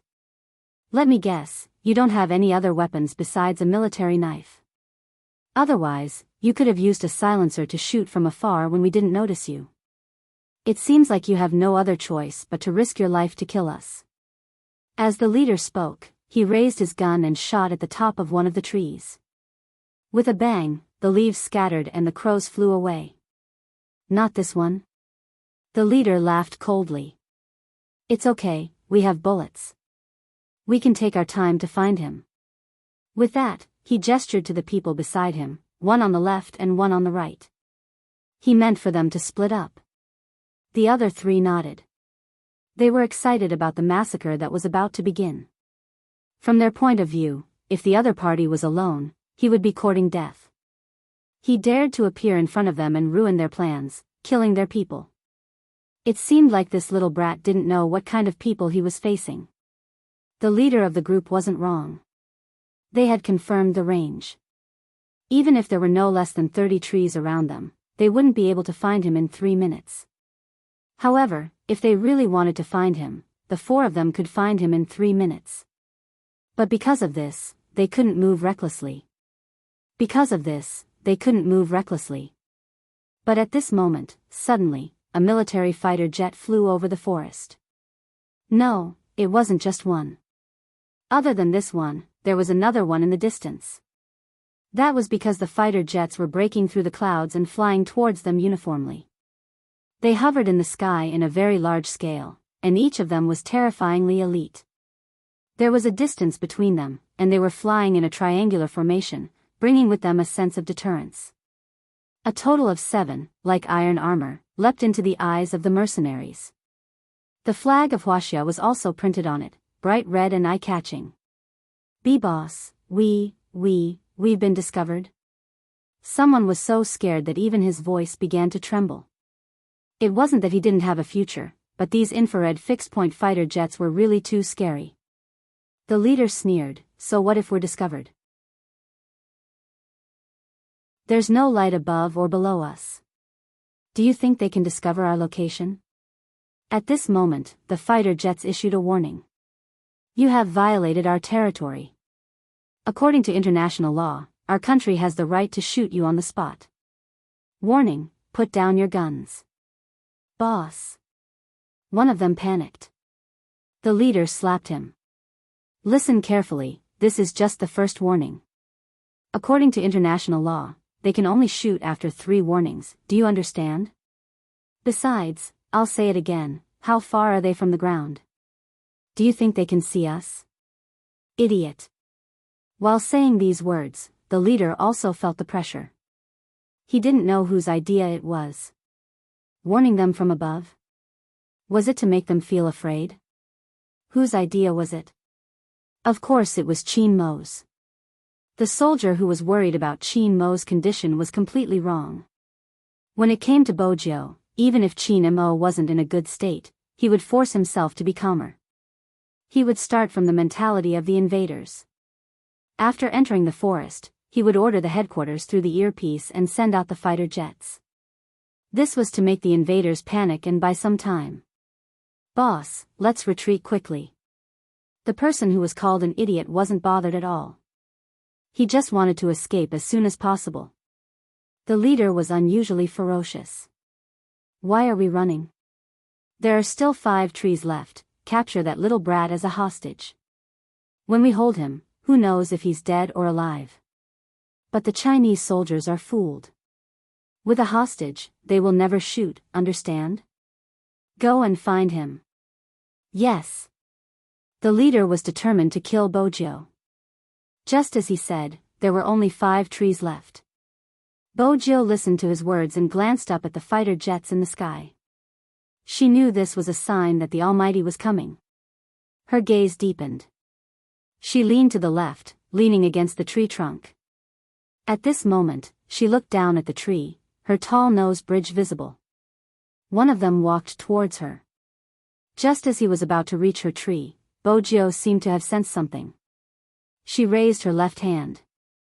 With a loud swoosh, a military knife appeared, slicing through the fog and stabbing downwards. The person had obviously seen someone on the tree. Just as he was about to raise his gun, the military knife flew over and struck his head. It was a one-hit kill. There weren't any mistakes. Both the angle and the timing were perfect. The smell of fresh blood filled the air. The leader was the first to twist his body, shooting towards the top of the tree.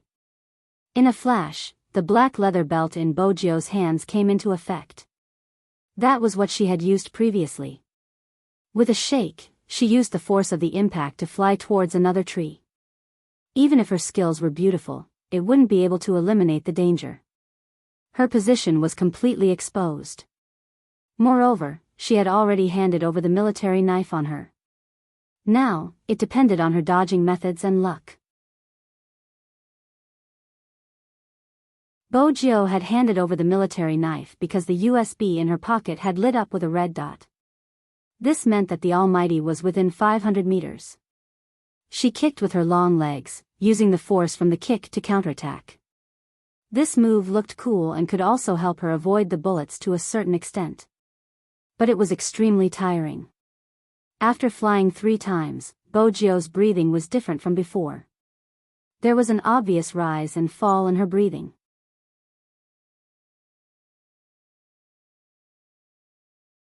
Chapter 12:05. With that, he was about to rush forward. But the next second, the leader froze. It was not because of anything else, but because the person who was originally walking beside him suddenly fell backward. His fingers were still maintaining his walking posture. His mouth was wide open, and his eyes were still filled with panic and disbelief. But the man had already stopped breathing. There was no warning at all, but there was a muzzle on his forehead. Fresh blood filled the air like a fog. When it rushed to the tip of his nose, the person beside him raised his gun. "Retreat! Retreat!" The leader shouted, his body retreating rapidly. However, there were still people who didn't retreat to a safe position. No, it shouldn't be said that no one retreated to a safe position. The sniper's speed was too fast. The moment the first shot landed, the second followed closely. This time, it wasn't the head but the enemy's heart. There was a loud bang. The other person covered his chest with his hand. His pupils dilated, and the blood on his face quickly faded. The palm of his hand came into contact with the viscous blood. But because of his movement, he was able to keep his life.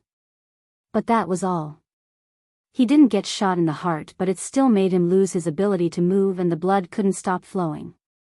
The leader saw that in just a few seconds, his 2 subordinates had fallen to the ground, and his expression changed completely. It was as if at this moment, he felt fear. It was fear that came from the bottom of his heart. Because he had never seen a sniper kill two people consecutively in such a short period of time and with such high accuracy, even if they were still moving. They weren't moving like ordinary people. Who exactly was it? The leader's chest rose and fell. He leaned against the tree trunk, breathing heavily. The mercenary who wasn't completely dead looked up at him, probably hoping that his boss would pull him over. But under such circumstances, he couldn't go out. That kind of shot followed by the next shot. Just who was it that got hit by the first shot? Only Bojo, who was standing on the tree, knew who it was. 300 meters away, the figure with a long rifle walked over. He was even faster than her. From top to bottom, his disguise was almost perfect, the same color as the forest. When he raised his gun to aim, he was like a perfect sniper. Smoke lingered around him, shrouding his slender figure, making it difficult for others to see him. But the strange thing was that there was a strange atmosphere around him, especially when he aimed and shot. It was as if a gun had drawn an invisible barrier. That was why there was that saying, once the spear was erected, there would be no one within 800 meters. The leader was smart. He quickly realized that they were going to fail this time. He picked up the phone on the ground and quickly retreated. After the fighter jets locked onto the source of the gunshot, they all flew over like they were patrolling. This made the leader's scalp go numb. Needless to say, the other one's legs were trembling. "Boss, what should we do? It seems like we can't escape. There's no need to run. Do you see what's ahead? We're only 1,000 meters away from the border. As long as we get there, even if we're discovered, they won't have the right to catch us," the leader said as he ran forward. The mercenaries ran especially fast. Even though they were in the jungle, they weren't ordinary people. They had a certain level of combat experience and knew how to walk on such a path. Rather than saying they were walking, it was more realistic to say that they were running. But they still had some equipment on them. This really affected their speed. Many of the bombs were thrown behind them in advance to prevent anyone from chasing them from behind. But when the bomb exploded, it also revealed their whereabouts. Bojo held onto the branch and shook her head. She reached out and patted her ears. She continued to use the belt to move forward. There was someone behind them. Even if they were on the tree, it was impossible for them not to notice him. "Boss, that soldier keeps following us. D***M it, he's like a cockroach." When the leader heard this, a ferocious expression filled his face. "Throw the bombs at the tree." Yes. There weren't many bombs left, but it was more than enough to deal with one person. Bojo watched as something flew over. She tilted her body and somersaulted, jumping down from the tree. There was a loud boom. The aftershock of the explosion caused Bojo to lose her balance. She bent one of her knees and rolled along the bushes. Then she stood up quickly. Her movements were fast, so fast that it was dazzling. But if it hadn't been for her skills and reflexes, she might not have been able to dodge the bomb. But Bojo knew that she couldn't hear anything at this moment. The youngster tilted her face and supported herself with one hand on the ground. Her eyes were as bright and deep as the stars.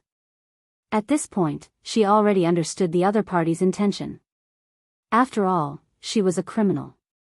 She would often use all sorts of excuses to explain herself in lawless areas and make the police helpless. In front of them was the exit of the jungle.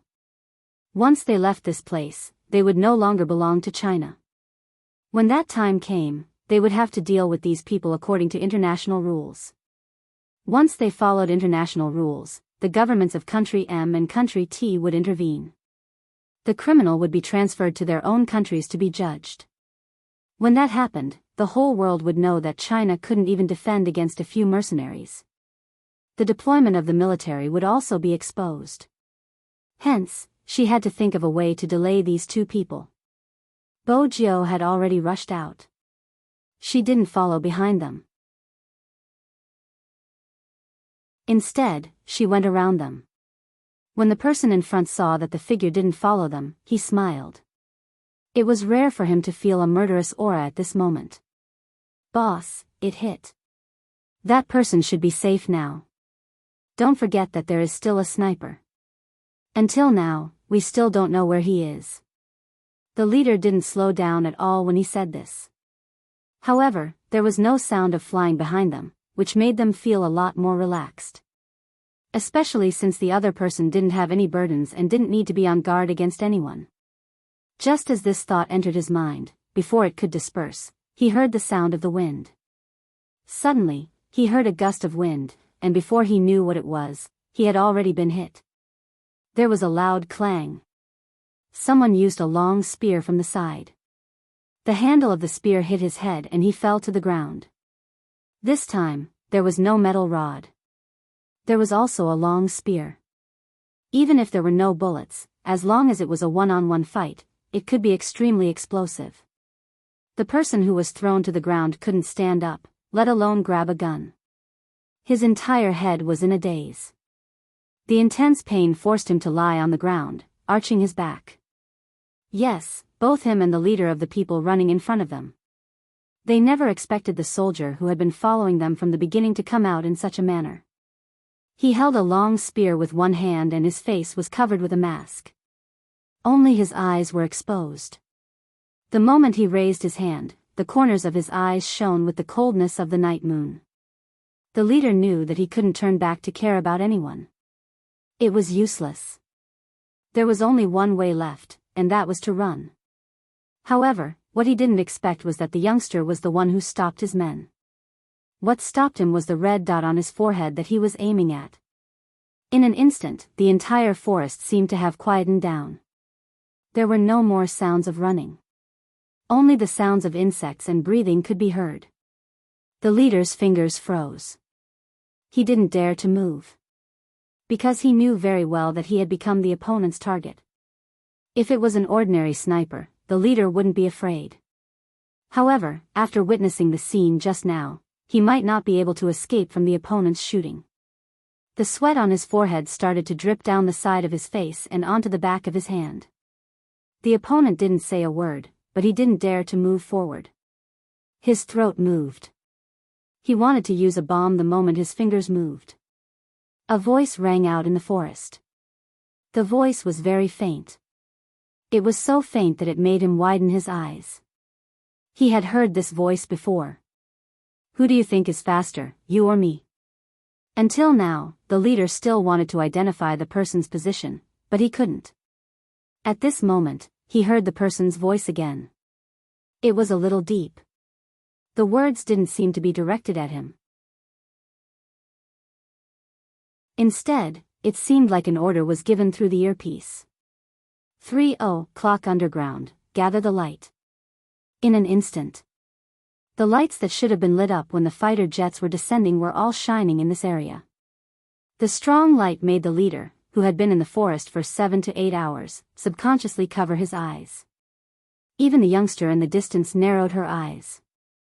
She pulled up her mask and turned her face to the left. The light grew brighter and brighter. When the leader got used to it, he realized that he was already surrounded. The fighter jets in the sky were all aiming at him. The leader's throat moved.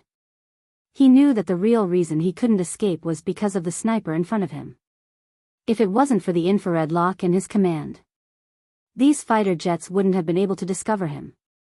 He wouldn't have frozen there for 10 seconds. At this moment, the leader saw the sniper's figure clearly. That's right, it was just his figure. Because he walked out from the light. Standing against the light, he couldn't make out his facial features at all. He just held the rifle in one hand and walked over with the aura. The leader's arms stiffened again. Then, he saw a pair of eyes that seemed to reflect all the light in the world. You're tuning into the Dreamy Love Stories YouTube channel. Don't forget to subscribe and join us on this journey to catch the most captivating stories.